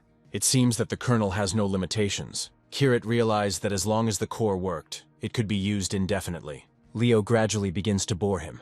With the help of the core, Leo used powerful destructive blows. Kirit responded with only his flaming sword. Leo realized that the young man had only one strong ability. Against the flame summoning, he had the ability Cold Blizzards and Icing. It started snowing right there in the location. Wherever Leo stepped, there was ice. Kirit's only weapon was also covered in ice. Lev declared that he had an answer to any of Kirit's abilities. However, Kirit was not sure of this. He activated the penetrating strike. It was the first time he had managed to land such a powerful attack on Leo. Leo almost lost control of the ability core. Kirit's blow caused blood to flow from his mouth. He had no answer for this hero's ability. It was an ability that the core could not take into account. The lion was healed and regenerated again. The battle between fire and ice continued in the location. Kirit did not give in to this experienced opponent. When Kirit refused to give up, Lev summoned his mana abilities. He believed that mana should be the final ability of this battle. But he was wrong, because he continued to use the core for a long time. Having summoned 100 abilities, the core exceeded the maximum threshold. Kirit decided that this was his only chance for a powerful attack. He activated the secret dash technique. It was with his help that he rushed forward and struck Leo. This did not bring any results to Kiritu. Then he remembered the existence of spirituality. He wasted a third of his points on this ridiculous opponent. He would never have thought that Kirit had spirituality. With just one blow, the protagonist defeated Leo. At the same time, he increased his level several times. He gained the ability to quickly calculate and perform multiple calculations. An explosion occurred right there in the location. Kirit realized that the battle was not over yet. But suddenly he saw that it was Karina's doing. Karina demanded an explanation about their spirituality ability. She wondered where Kirit got it from. She hit the hero several times and asked who he was. Instead of answering, Kirit dealt her a powerful blow of fire. He began to suspect that Karina was Professor Boris's girlfriend. He was ready to reveal the secret if she could prove that she was not Boris's girlfriend. Karina clearly didn't like Kirit's insolence. She loaded the pistol and opened fire. Kiritu barely managed to dodge the bullets. He activated one of his abilities and rushed at Karina. Karina couldn't believe she was going to see this with her own eyes. She barely managed to create a protective barrier against Kirit's attack. Its barrier protects against any kind of penetration. After Kirit calmed down, Karina opened fire again. Kirit caught all the bullets with his sword. His firepower and defense absorbed the girl's entire attack. Karina had to change the revolver and open fire again. The entire location was filled with small explosions and debris. The girl thought that the main character had died. She was sorry that she never found out who he was, but suddenly she felt that Kirit was still alive. His sword fell sharply at her feet. She realized that he was using it as bait. Kirit didn't need the sword because he had activated the promotion. Karina immediately recognized this ability. She had no idea that Kirit was something that all top hunters had. She thought Kirit was just showing off. She understood about the promotion, and Kirit understood that she was not in the masquerade. He announced that this was his way of attracting people from his past world. The girl said that there are also poisonous hornets here. One hunter from her world had already been killed by these creatures. Kirit announced that it was about Kishida Mamoru. Both heroes realized that they were not each other's enemies. Karina didn't want to finish and announced that she had created this Eve. Kirit didn't understand how anyone knew about Eve's existence. The girl again pounced on him with questions about promotion and spirituality. Kirit whispered Kushu's name to her. The girl fell silent and lowered the gun. Kirit continued that Kushu created the promotion and used it in battle. Karina didn't believe that this man was pretending to be one of the 8 heroes. Even then, Kirit realized that in front of him was the same girl from the past. It also dawned on Karina that this man was one of them. He certainly doesn't look like Kruger or Tiger. After all the calculations, Karina realized that this was the past Arden. In the main character's past life, his name was indeed Arden. Kirit said that Kushu always slept to his lullabies. After he sang one of them, the girl threw away the weapon. Karina threw herself into his arms with particular warmth. Kirit thought he had lost everything. He lost his homeland and friends in that dying world, and he had nothing left. He is happy that he was wrong, because now one of his dearest people is next to him. All of Kirita's thoughts returned to the past, where there was a war. Only one girl survived from his team. She told him Arden to be strong. She wanted him to be the winner of this battle. It was Elena who was with him until the end. The picture changed and Kirit saw that Elena had given up. She asked the main character to survive, and she took on all the monsters. A couple of minutes later, the main character fell into the abyss. He was upset that he was never able to survive. Everything he ever tried to protect ended up destroyed. Before him lies the end that he simply has to accept. But suddenly an energy sword fell next to him. It was the once missing queen's killer. The hero realized that this was help from the deceased Elena. However, he had no reason to continue living in this world. There was no one left in this world that he cared about. Apparently, death will be his salvation. For several more days, he continued to fight the monsters. He was not afraid to engage in battle with them, because he was ready to die. He was driven by only one desire. He does all this for one single purpose. He wanted to destroy the head of the Overlord invasion group. We were talking about that very queen. It seemed like the queen of the monsters was invincible. The hero fought with her with the last of his strength. The queen didn't give him any chance to win. And now Arden delivered his most powerful blow. He was able to pierce the queen's chest. Arden realized that he would still defeat her in the name of his friends. It was some kind of vague memory from Kirit's past life. Kirit told Karina about him, and she rushed to hug him. She was glad that he finally returned to this world with her. They had a romantic relationship in the past. Suddenly, Steve came to them and interrupted the conversation. Kirit called him to show him something interesting. He showed him what was left after the battle with the criminal. It was a paranormal core that was created by Professor Boris. Kirit was ready to give it to Steve for any high price. He was simply interested in obtaining the technology to create a paranormal core. He gave Steve the core without receiving a penny in return. He asked that this conversation and the situation remain secret. The joyful old man rushed home to conduct research on the core. Karina needed to follow him, and Kiri suggested that they meet later. They exchanged numbers and said goodbye. In the end, things aren't all that bad for Kirit in this world. He did not lose everyone and met the dearest person from the past. A little later, the action takes place on a ship near the coastal defense line. An emergency situation arose on board. The sailors noticed that a large amount of energy was coming from the depths. Presumably, the rift gates opened, and then a powerful stream of water burst forth straight from the depths. The ship's captain raised the alarm along the entire coastline and called in hunters. He didn't believe that a rift had suddenly appeared in the middle of the ocean. He didn't even imagine that he was in the depths of the ocean. Meanwhile, Kirith returned to Lokasora. The girl sniffed him suspiciously and asked where he had been. After the terrorist attack at the symposium, she was worried about his life. Kirith quipped and replied that he appreciated her concern. Loki had already heard rumors that Kirith was dating Karina. Local news has been reporting about this for several days now. Their conversation was interrupted by Mary's appearance. Kirith asked her not to barge into his room and not to interfere in the conversation. Mary announced that she had finally managed to wake up. This morning she gained 5 abilities at once. Mary has already applied for the Hunter's entry exam. She wanted to join the Kirit Guild. Kirit refused her, but Mary saw no reason for this.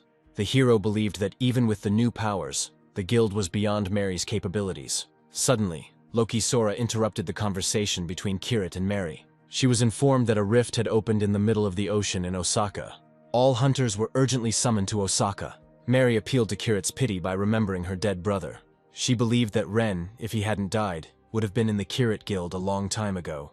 The main character promised to take her into the guild if she was the best on the exam. Mary had no doubts about her abilities. Meanwhile, incredible events were taking place at the port in Osaka. The emerging rift filled the sailors with wild terror. Many ships stopped due to the threat. The protagonist's guild arrived to help the Bane Guild. He was told that a water tornado was moving monsters from the bottom to the surface. Time goes by and there are more and more monsters. Kirit asked to take his team to where the other guild was located. The Bane Guild is at the center of events, and there is no way to help them. Kirit ordered his subordinates to join this guild. He said that he himself, together with Loki Sora, would go to deal with the monsters. Loki had a lightning ability that was very effective against water creatures. There was complete chaos on the Bane Guild ship. The hunters waited for reinforcements from the shore, and then Kushida Shin came to their aid. They shouted at him to be as careful as possible. Kushida turned around and saw 100 monsters reaching out to him. He immediately used the ability of the steel body. He covered his body with armor that could not be pierced by tentacles. In just a minute, he destroyed all the monsters. All this time, Finn was supporting him.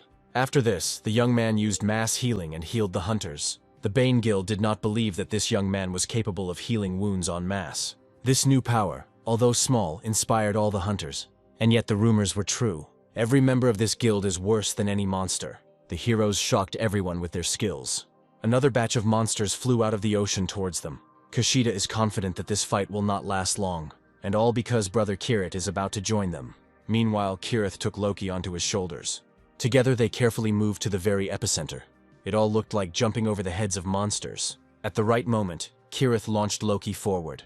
The girl needs to stretch the mana like a thread, then twist and squeeze it. And at the very end, she needs to pierce the monster with mana. This is how the girl managed to stop a tornado of enormous power. The strength of the SS rank hunters surprises everyone present. Loki alone was able to defeat a tornado that even the guilds couldn't take on. The monsters stopped moving from the depths. Kiritou managed to behead all the monsters in that place at that time. After that, something scary and big flew out towards them. Looks like there's one last monster left. It was something like a huge octopus. Only its tentacles reached the clouds. Kirit immediately grabbed his weapon. Looking at the tentacle, Loki imagined the size of this monster. This monster is about to fly out straight at her from below. Loki barely managed to dodge him. She and Kirit were able to cut off one of the tentacles, but only the tentacles come to the surface. The monster's body remains under the water. One of the tentacles flew straight at the heroes. The sailors were worried that the hunters would die. The monster carried the heroes on its back for several dozen meters. Loki was ordered to protect civilians. He is ready to deal with the monster on his own. The jokes were over, and the monster decided to break out. This monster is named Neen. It is several dozen times larger than Kirit. For the real battle, Kirit activated 3 abilities at once. Each powerful shot fired by the monster has a long range. However, Kiritou is quite easy to dodge them. In this battle, the hero decided to test a new ability. He received it after the execution of Dr. Boris. Multi-layer action can only be used in one way now. Kirit activated Flame Embodiment, Martial Arts and Magic. The new ability releases unquenchable flames in all directions. It should be enough to defeat the water monster. And so Kirit made the first attack with this ability. The main flame passed only tangentially to the monster's body. Kirit realized that he hadn't put enough mana into the attack. He saw that the octopus wanted to escape during the pause. However, the monster was heading towards the coastline. The hunters must stop him at all costs. The octopus approached the shore and opened its toothy mouth. A poisonous sphere flew out of his mouth. It burst and infected the entire space. It was like the acidic saliva of a monster.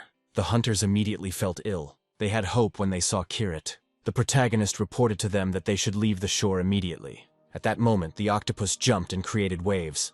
Tears appeared in the eyes of all the hunters. People realized that they were going to die now. The monster created powerful waves. These waves threatened the safety of the entire city. To save him, Kirit used a secret technique. He called this technique Sea Split. The hunters hoped that this would help them escape. A minute later, the ocean wave was stopped. The rescued hunters were grateful to Kirit for his help. The hero told them to go to a safe place. He himself activated the fire sword and continued to fight the monster. He used the one-step technique. There were about 100 threads of mana around him. Kirit cut through several of the monster's tentacles at once. The subsequent blow killed the octopus. The hunters admired the strength of the protagonist. Kirit cut the monster into 2 parts. Loki Sora was worried about his condition all this time. The hero did not show that he was seriously injured. Loki still saw a bleeding wound on his body. Finn happily healed his guildmaster. When using the new ability, Kirit lost his guard. This resulted in him being seriously injured. After the battle, journalists pressed him for details. Kirit refused them because he was in a hurry for Mary's exam. Suddenly he was stopped by Major Uno from the Hunter Control Unit. He took Kirit with him for a serious talk. Loki stood up for him, explaining that the hero was seriously tired after the battle. The agency is a government agency. For disobedience, Kirit's team will face consequences, as will the Bane Guild. Kirit reassured Loki that he couldn't avoid talking to Uno anyway. He soon arrived at the office of the Hunter Control Agency. Kara was angry that the commander ordered Kirit to be brought here. She said her previous boss resigned because of the terrorist attack at the symposium. He took full responsibility for this, although he was not guilty of anything. Kara is talking about the current commander Sukagawa. Because of his position, he does whatever he wants with the hunters. Most likely he wants to shut down the Bane Guild and the small guild of Kirit. Major Uno entered the room and scolded Kara for turning off the recorder. Kara left, and the commander started talking about the underage Mary who lives with Kirit. The hero explained to him that he was not doing anything illegal towards her. He got angry and asked to invite the senior manager, but Uno announced that he was not at work. Kirit decided to end the interrogation since the boss was not there. This act of the hero angered the major even more. Major Uno told Kirit to sit down, but he didn't care at all. The young man left the interrogation room and his path was immediately blocked. This was the same Mr. Sukagawa that Kara had spoken of. Kirit reproached him for not coming to him for questioning. He became angry and released mana onto Sukagawa's form. The hero believed that Sukagawa deserved to be beaten for his arrogance. He grabbed him by the collar and struck him several times. None of the officers expected such a turn of events. None of them dared to say a word to Kirit either. Then a man entered the building and told the hero to calm down. Kirit finished with Sukagawa and stopped. The gentleman introduced himself as Sawada, head of the National Security Agency. He personally, without the attention of the government, came to resolve this situation. He is ready to make a deal with Kirit so that he will forget about what happened. Sawada did not want to give Kirit free rein. America gave Karina unlimited freedom of action. SSS-ranked hunters from other countries also have complete freedom. Kirit announced that in such a case he would consider emigrating to another country. Sawada does not give Kirit freedom because his rank is not legally confirmed. Kirit threatened the government to give him what he wanted. He is willing to cooperate through his agent, Major Tachibana Kara. At the end of the conversation, Kirit hit Major Uno. The blow sent Uno flying into the far classroom, breaking 3 walls. Kirit took revenge on him for the whole situation today. Both Sawada and Kara had nothing to say to him about it. Kirit left the department and Loki and her brother Captain Tamura were waiting for him. The girl was worried about this incident with the agency. Tamura said the Hunters Association was also unhappy with the agency's behavior. No one can treat Japan's #1 SSS-ranked hunter like that. After the agency, the hero went to the Hunter Exam Center. Kirit caught Mary when she was already talking to journalists. He didn't make it to the start of the exam because of the control agency. The girl, with tears in her eyes, admitted that she had passed the test. She became the hunter with the highest score. Mary is completely unaware of what she is signing up for. Kirit kept his word and took her into his guild. From this day on, his guild has 4 members. Meanwhile, Karina held a meeting of her teammates. She announced that the topic for discussion was Kiritani Sour. However, many team members did not want to talk about it. Karina said that he would soon become one of them.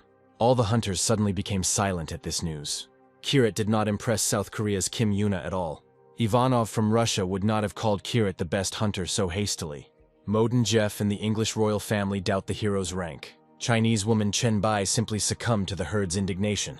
Karina didn't like that they were belittling the one who was the best hero in that life. She invited the hunters to meet him in person. She believed that they couldn't even stand next to someone like him. The next day, Mary arrived at her first guild. Finn and Kashida happily accepted her into their team. Finn treated her like a little sister. Kashida immediately began to show her signs of attention. Finn calmed him down and began to threaten Kirit, who introduced himself as her half-brother. Kirit himself was away on important business, so he missed Mary's arrival. Meanwhile, Kirit, in the company of Kara, dealt with the criminals. The girl reproached him for going too far after receiving complete freedom. Kirit knew that Kara would not mind if he got rid of such trash. One of the criminals announced that serious people were behind him. At that moment, he immediately rushed at Kirit with his fists. The hero carefully stepped aside and missed the blow. He noticed that the guy had the skill of increased magical power. It seems he is more than just a small fry. The man announced that he was not going to fight and would simply run away from there. He activated the acceleration skill, and Kirit immediately interrupted him. He abruptly pushed the man to the floor and began threatening to kill him. The victim reported that Kirit would not get away with it. There are really serious people behind him. In fact, Kiritu was curious about what kind of people they were talking about. He began to beat the man to make him at least say his name. He knew that naming the name was forbidden by the rules of the masquerade. This person is either part of this gang or part of a human trafficking organization. In any case, this man deserves to die. With his kill, Kirith gained a level up and new abilities. He received the rank of Punisher and Magic Devourer. Despite the rough fight, Kirith saw an increase in his magical power. The hero began to think that this man was still connected with the masquerade. That same evening, the masquerade gathered all its members. In such a short time, they lost 2 people at once. They were afraid that they would be next after Butterfly and Lion. The leader announced that the 2 empty seats would be occupied by twins. He believes that they deserve it based on their abilities. Hawk believed that they needed to resolve the issue with Kirit as soon as possible. The team leader told everyone to lie low and left the meeting. After he left, Lizard told Hawk to take care of the new members. Everyone thought that he should be the one raising the twins. The tiger gave him this task and also left. He arrived in his room via teleportation. These heroes are only allowed to remove their masks at home. Behind the mask was the charming Chang Hualin, the owner of Dallin. She believed that Leo and Butterfly died because of stupid research. Suddenly, she received a message that her subordinates had lost their geolocation signal. These people always sent her test subjects for her research. Strange individuals infiltrated the base and dealt with its subordinates. Only one person with such abilities came to Chan's mind. It was said that this person has the rank of SS and above. Suddenly, an unexpected guest arrived to see the Tiger Girl. According to Chan, it was Leo who lost his honor at the symposium. However, the CEO of her company, Delona, entered the room. It was Chang Wen, her father. He said that he sent people to investigate, but nothing was found in Boris's house. He is sure that Karina was involved in the explosion incident.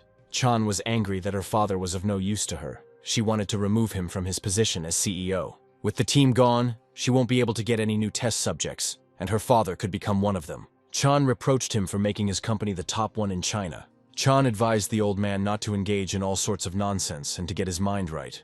Chang saw a photo of Kirit on his daughter and immediately recognized him. The girl declared that this man was creating unnecessary problems for them. Chang thought it was too dangerous to cross him, as he was almost at CCC rank. The daughter told the old man not to impose his pathetic opinion.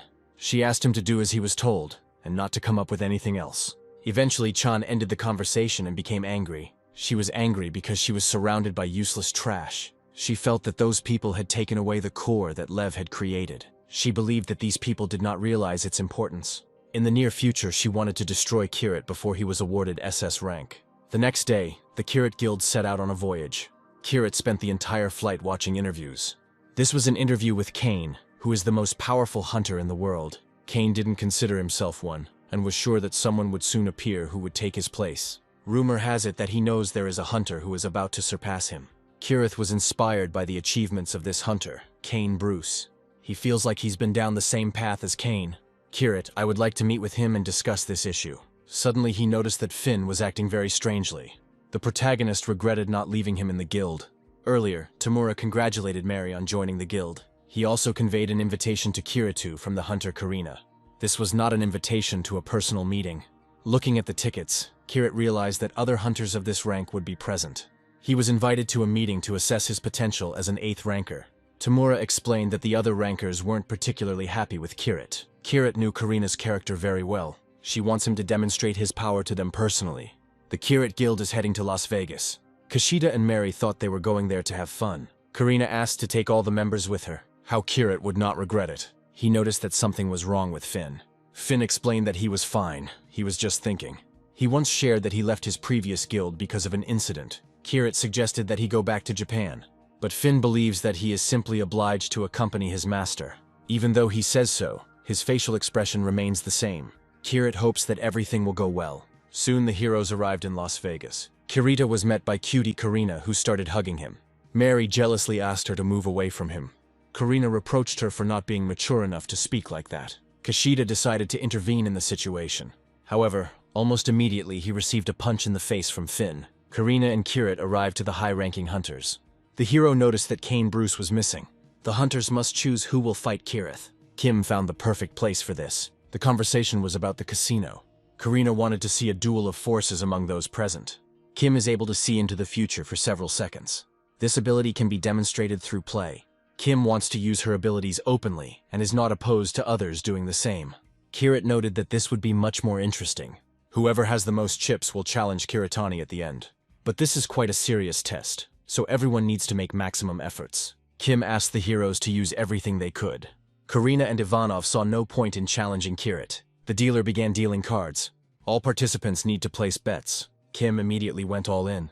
He decided to do this because of his ability to foresee the future. In the game, heroes choose 2 cards, and the one whose number is closest to 21 wins. There is an unspoken rule that if you bet everything, you are sure of your victory. If this continues, Kim Yunu will win, not Kirith. By going all in, he only increased the psychological tension between these players. The winners of the round were Mr. Kim Yeonwoo and Ms. Chen Baijin. It's time for Kirito to use the new ability he received after defeating the boss Waylon. At that moment, he didn't even pay attention to her, thinking that she wouldn't be useful. The Eye of Wealth can see the flow of money. This time the hero has 19 points, so there shouldn't be any problems. The winners of this round were Mr. Kim Yeonwoo and Mr. Kiritani. Thanks to this ability, Kim continues to win every round. But Eye of Wealth can rival it if other players don't use more powerful abilities. Kim reproached the ranker for cheating in such an obvious way. Ranker Jeff took the pass in this round. Chen Baijin followed his example. These two don't even try to win. Kim believed that Kirith would not cheat, because his intelligence could be compared to that of a monkey. The main character got angry because of this statement. Karina didn't support Kirith at all. The young man decided to use multiple analysis to win. He took the Eye of Wealth, Super Effort, and Martial Arts and created a new ability. Midas Touch C rank creates a better opportunity depending on the magic invested. With the new ability, luck was not long in coming. Kirito immediately rolled 21 points. The winner of this round was Mr. Kurita. Kiritani also emerged victorious in the subsequent rounds. He had blackjack 5 times in a row. Karina scoffed that Kim's luck had run out. This time I had exactly 20 points. He took another risk and went all in. Kirith won because he had blackjack in his hand. It looks like he has won the test. He hid his true abilities from the very beginning. Even with his vision of the future, Kim couldn't overcome it. In any case, even with his vision of the future, he could not overcome it. Kirith has won and can choose who to fight. He chooses all the hunters present. The other hunters clearly didn't want to fight him. Karina did not expect such a turn of events. She announced that there would be a serious battle tomorrow. 4 world rankers will face off against the promising hunter Kiritani. The fight will take place exactly at midnight. The next day at 10 o'clock, everyone arrived at the gathering place. In addition to the participants, spectators from various guilds also arrived. Mary didn't want Kirith to fight 4 top rankers at the same time. She considered it too dangerous. Kirith knew that he could handle everyone without any difficulty. May asked him to surrender if his life was in danger. Kirith promised her this. Japan's best huntress, Loki Sora, also arrived for the duel. Kirith was unable to talk to her because he was interrupted by Karina's appearance. Loki was seriously worried about who this girl was. After Kirith's explanation, she realized that she knew her. She had never imagined that the second most powerful huntress in the world could be so cheeky. Karina realized that Loki was showing signs of attention to Kirith. She explained that this young man belonged only to her. She left the conversation and continued her fun. Finn invited Kirith for a private conversation. He wanted to discuss his past with him. Before he met Kirith, he worked for the American Gilded Bracelet Guild. On that fateful day, an important mission was planned. He was part of the first offensive group. Problems began when his magical core became unstable. The hospital refused to admit that what happened was due to instability of the magical core. Finn was at odds with the hunter who died. This hunter was the son of the guild leader. Everyone in the guild began to suspect Finn of deliberately taking the boy's life. Also present at this party are members of the Gilded Bracelet Guild. In fact, Finn didn't wish death on anyone. Kirith asked him what he thought of the Kirith Guild. Finu felt very comfortable in it. A rowdy brother and a tomboyish younger sister don't make her any worse. Kirith reassured him, saying that he completely believed his story. The conversation ended on a pleasant note. Kirith noticed that the huntress was eavesdropping on them. Huntress Chen Baijin came to warn him. Kirith must not lose this fight, otherwise his life will be in danger. Kirith took this as a threat. The girl just wanted to warn him. Judging by her look, the young man should be afraid of someone else, not her. He decided to find out more about her, naming the butterfly and the lion from Masquerade.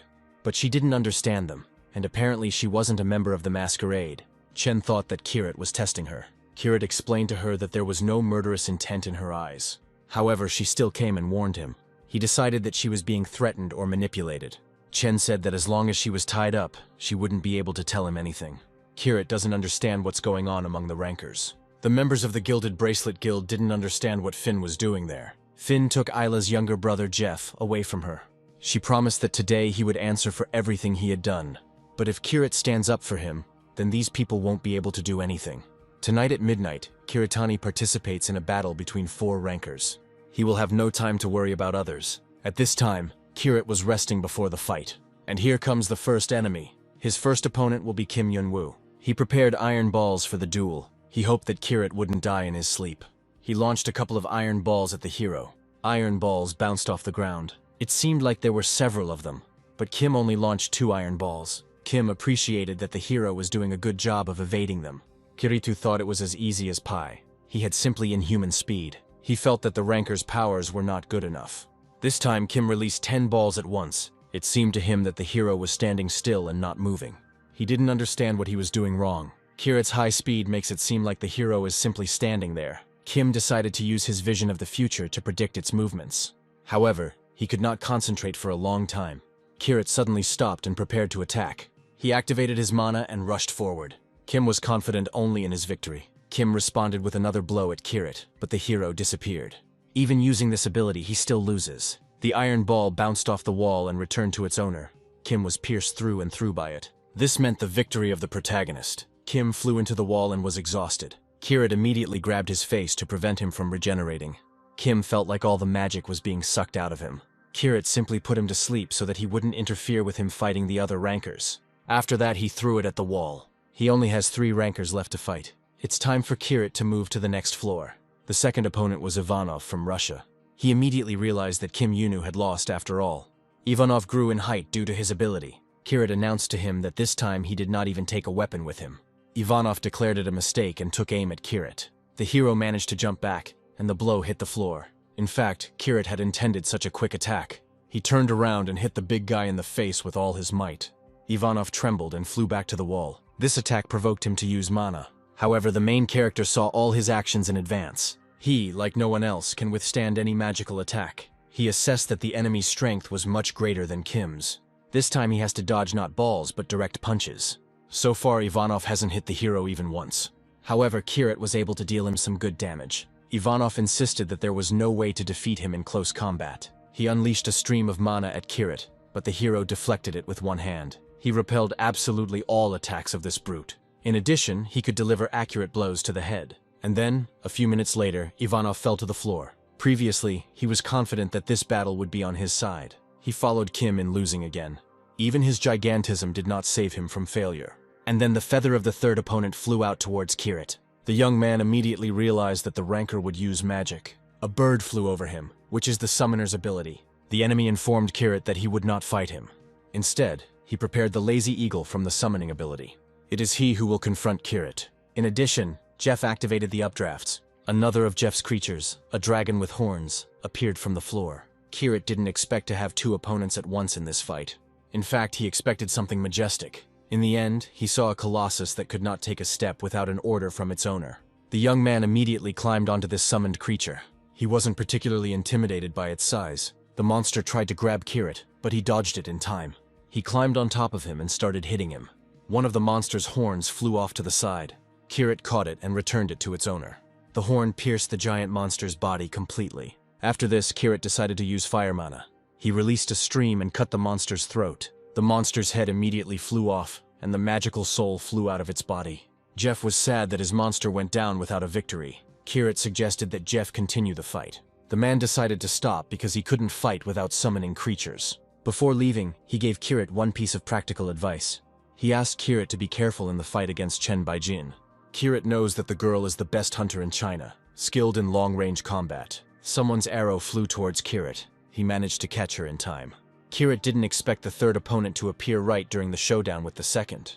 He immediately figured out where Chen was. Chen Baijin is a CCC rank. It is located in the Mead Resort, located 50 kilometers from Las Vegas. If Kirit hadn't noticed that arrow, it could have killed him. He used a secret technique to run to Chen.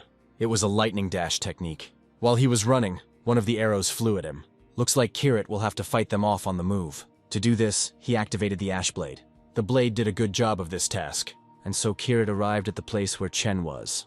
He concentrated all his mana to avoid being accidentally hit by an arrow. Chen thought he was a complete fool. No hunter would have come so close to her. She believed that he himself allowed her to kill him so easily. She fired an arrow, but Kirit easily parried it. He ran to a distance to cut the arrow in half. The girl did not believe that this young man had such power. Kirit was a couple of meters away from Chen. Chen knew that her death was about to come. Kirit has met many good people in his life. He remembered that conversation with Chen, and that there was no killing intent in her eyes. That evening, the girl herself warned him about the danger. Therefore, the hero decided to save her life. He gave her a light blow. He'll have to return with a wounded Chen, and Karina certainly won't appreciate it. But Kirit believes that this will be more humane. He can't kill Chen in this game fight. Meanwhile, the Gilded Bracelet Guild surrounded Finn. The hero did not understand what these people wanted from him. Ayla declared that he couldn't erase his sins simply by changing guilds. She announced to the public that he was her brother's killer. The guild members seized the opportunity when Kirith was unable to come to Finn's aid. Everyone was ready to destroy the traitor right now.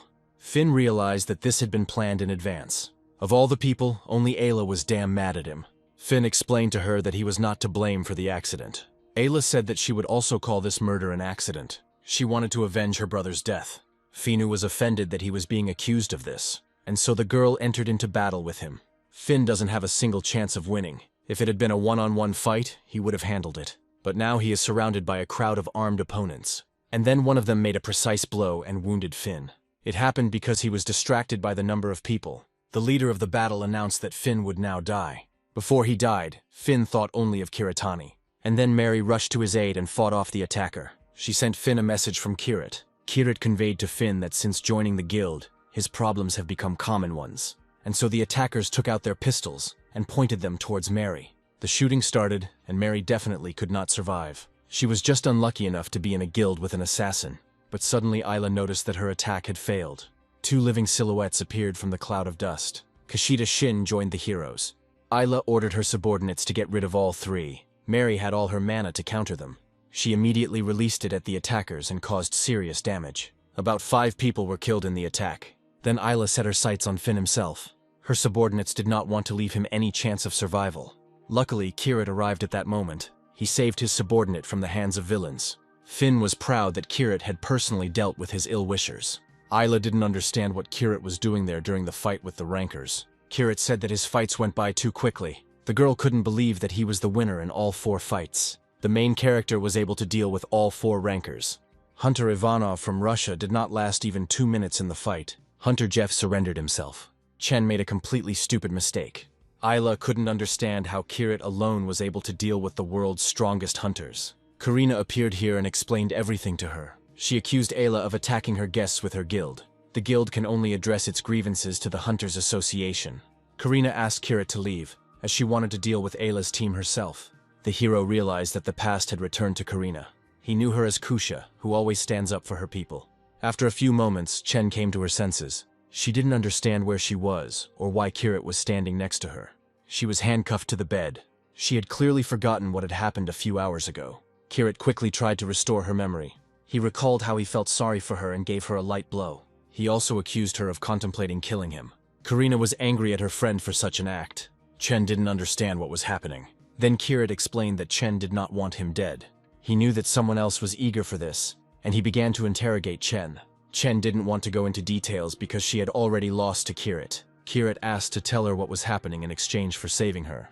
He knew that someone was manipulating the girl. Karina kindly asked her friend to open up to them completely. The girl was afraid to tell what was bothering her. Kirit realized that her loved one was being held hostage. Then Chen silently lowered her eyes, and everyone understood everything. She was afraid to name this villain. All her actions showed that the hero was right. Actually, it all started 10 years ago. It all happened in the year when Chen awakened. But even new strength did not bring her happiness. After she woke up, her brother was lying in a hospital bed fighting for his life. Thanks to her work as a hunter, Chen covered all her medical bills. One day, the boss of Dalin's company bought out the entire hospital, taking her brother hostage. Karina knew that this influential company was run by Chang Wen. Chen explained to them that in reality, his daughter, Chang Hualin, was in charge of everything. Karina suggested that Chen contact the authorities of her country and ask for help. However, it is in the authorities' interest to pursue Dalin's case. That's why they refused and won't help Chen. The government is always looking for all possible ways to control only hunters. Chang is too influential a person, and Chen does not dare to go against her. Even belonging to the SSS rank won't save her. Kirit promised her that he would help get her brother out. The girl warned him that Brother Chun could not last outside the cereal cabinet. For this case, Kirit has his own method. He showed Chen his ability.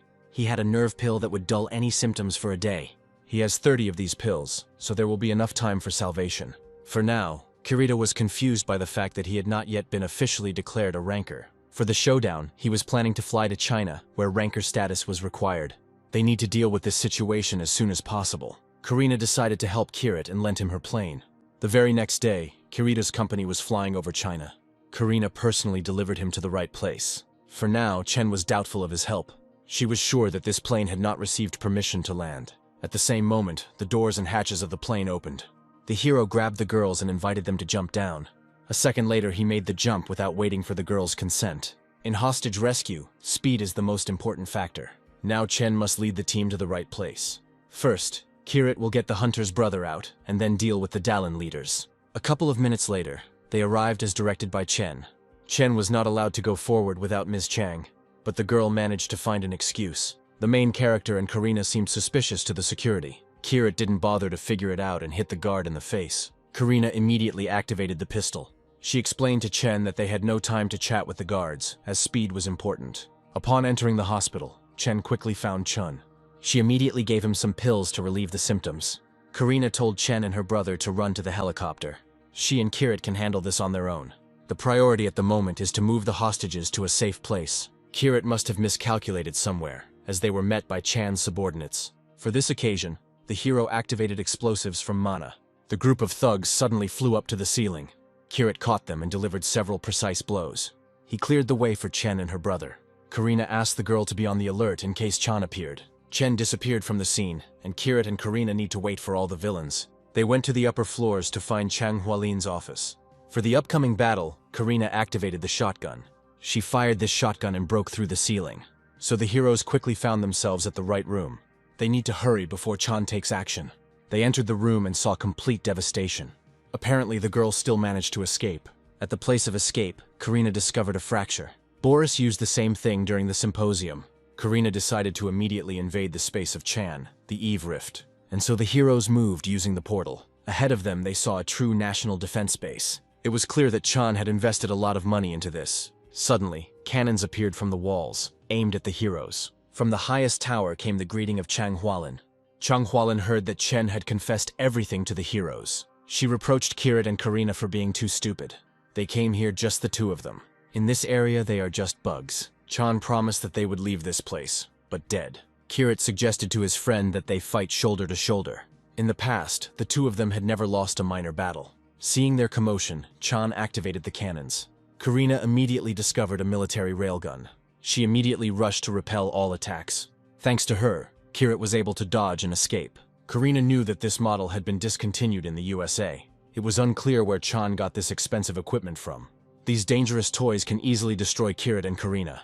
So far, the main character has not activated any abilities. He decided to first deal with the traps, and then go on the offensive. Fire is everywhere, and so he activated the fire sword. This sword allowed him to destroy all dangerous toys. Chan asked him not to do this, as she had more than 1,000 of them in stock.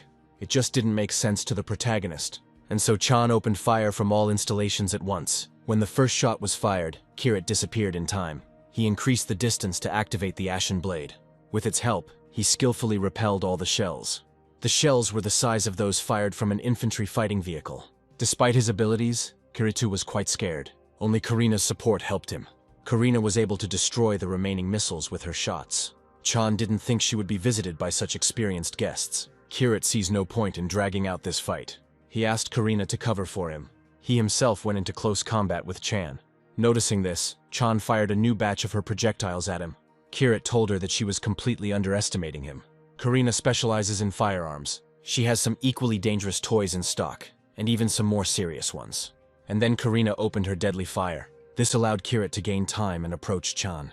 He declared his victory. After that, he asked the heroine of Masquerade to tell him everything about her team. In response to this, the girl released poisonous gas at him.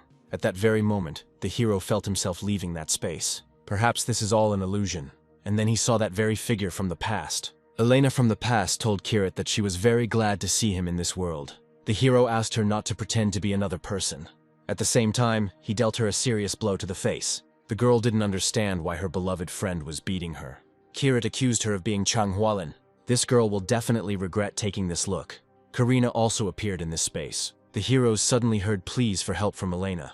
Elena decided that someone had taken control of Kirit. Karina didn't understand that this was all an illusion.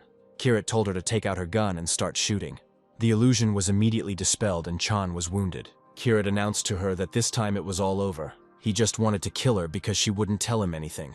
Karina asked him to stop because she could extract the necessary information from her. To do this, Kirit tried to calm the girl down.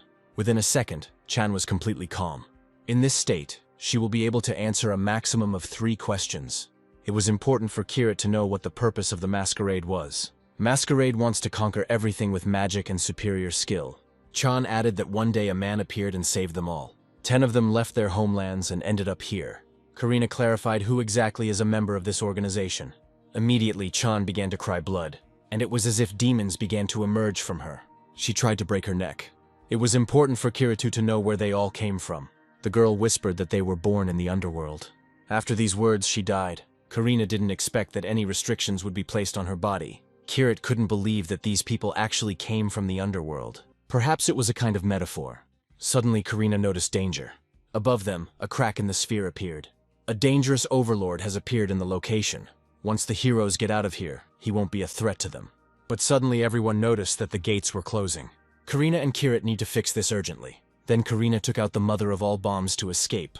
There was a powerful explosion, and the gate opened. The heroes need to leave this area as quickly as possible, and the monster will definitely not be able to keep up with them. A second later, Karina and Kirit were safe. The girl suggested returning to America. However, Kirit did not want to rush so quickly. He knew that this matter was not yet over. It was important for him to know the details about the masquerade. Suddenly, he noticed that Karina's explosion had opened the hiding place. Most likely, this was a hiding place of the Dallin Company. Everything from deals with other companies to the results of experiments on people is collected here. Besides this, there are all the channels for money laundering. The heroes were very lucky to find this cache. With evidence like this, the Dallin Company will be finished. Kirit finished important business and decided to go back. He was stopped by little Chan, who was grateful to him for saving him.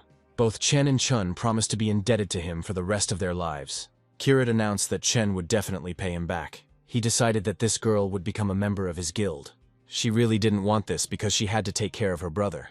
Kirit showed her the pills and told her to join the guild. Chen is no longer dependent on Hualin and is therefore a free hunter. She was afraid that China would not allow her to join the Japanese guild. If Chen joins the guild, the team will already have 2 rankers. In this case, the state will not dare to contact the Kirit team. And in general, at this time, China will be covering up its tracks of cooperation with Dallin. In turn, Kirit promises to protect Chun and give him a lot of pills. Chen nevertheless agreed to make this deal.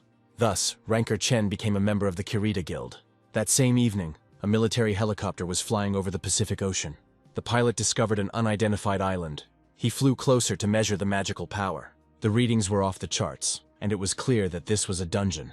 In the morning, all hunters from all over the world were called together. Before this, Kirit trained his subordinates and taught them to work as a team. Tamura announced that it was time to go on an emergency call. This is a great opportunity for new guild members to show their strength. Only 2 guilds will take part in the operation. A meeting of the guild leaders must be held at which the final decision is made. Kirit decided to attend this meeting. He decided that Chen would go to this meeting with him. Tamura couldn't believe his eyes that this girl had become a member of this guild. Kirit announced to everyone that from that day on, Chen was the deputy head of the guild. Meanwhile, Masquerade announced that Tiger was dead. Their team has already lost its 3rd member. First of all, they need to find someone to replace Dallin's boss. The deputy has already found a suitable candidate. It will be the bear. The bear asked not to monitor his actions unnecessarily. He believed that he would cope with all the responsibilities of a leader perfectly. No one present believed that he would be able to continue what he had started. The bear was rude to one of the leaders and immediately received a blow from the hawk. The man behind the white mask stopped this madness. He asked them to remain calm, since they had already lost 3 members. They don't need conflicts within the organization now. At all costs, they need to continue its development. The bear promised that later everyone would see what he was capable of. The man with the white mask announced the topic of today's meeting. He wanted to talk about those who left their team due to death. He ordered that from that day on, all members of the team must work together to deal with Kirit.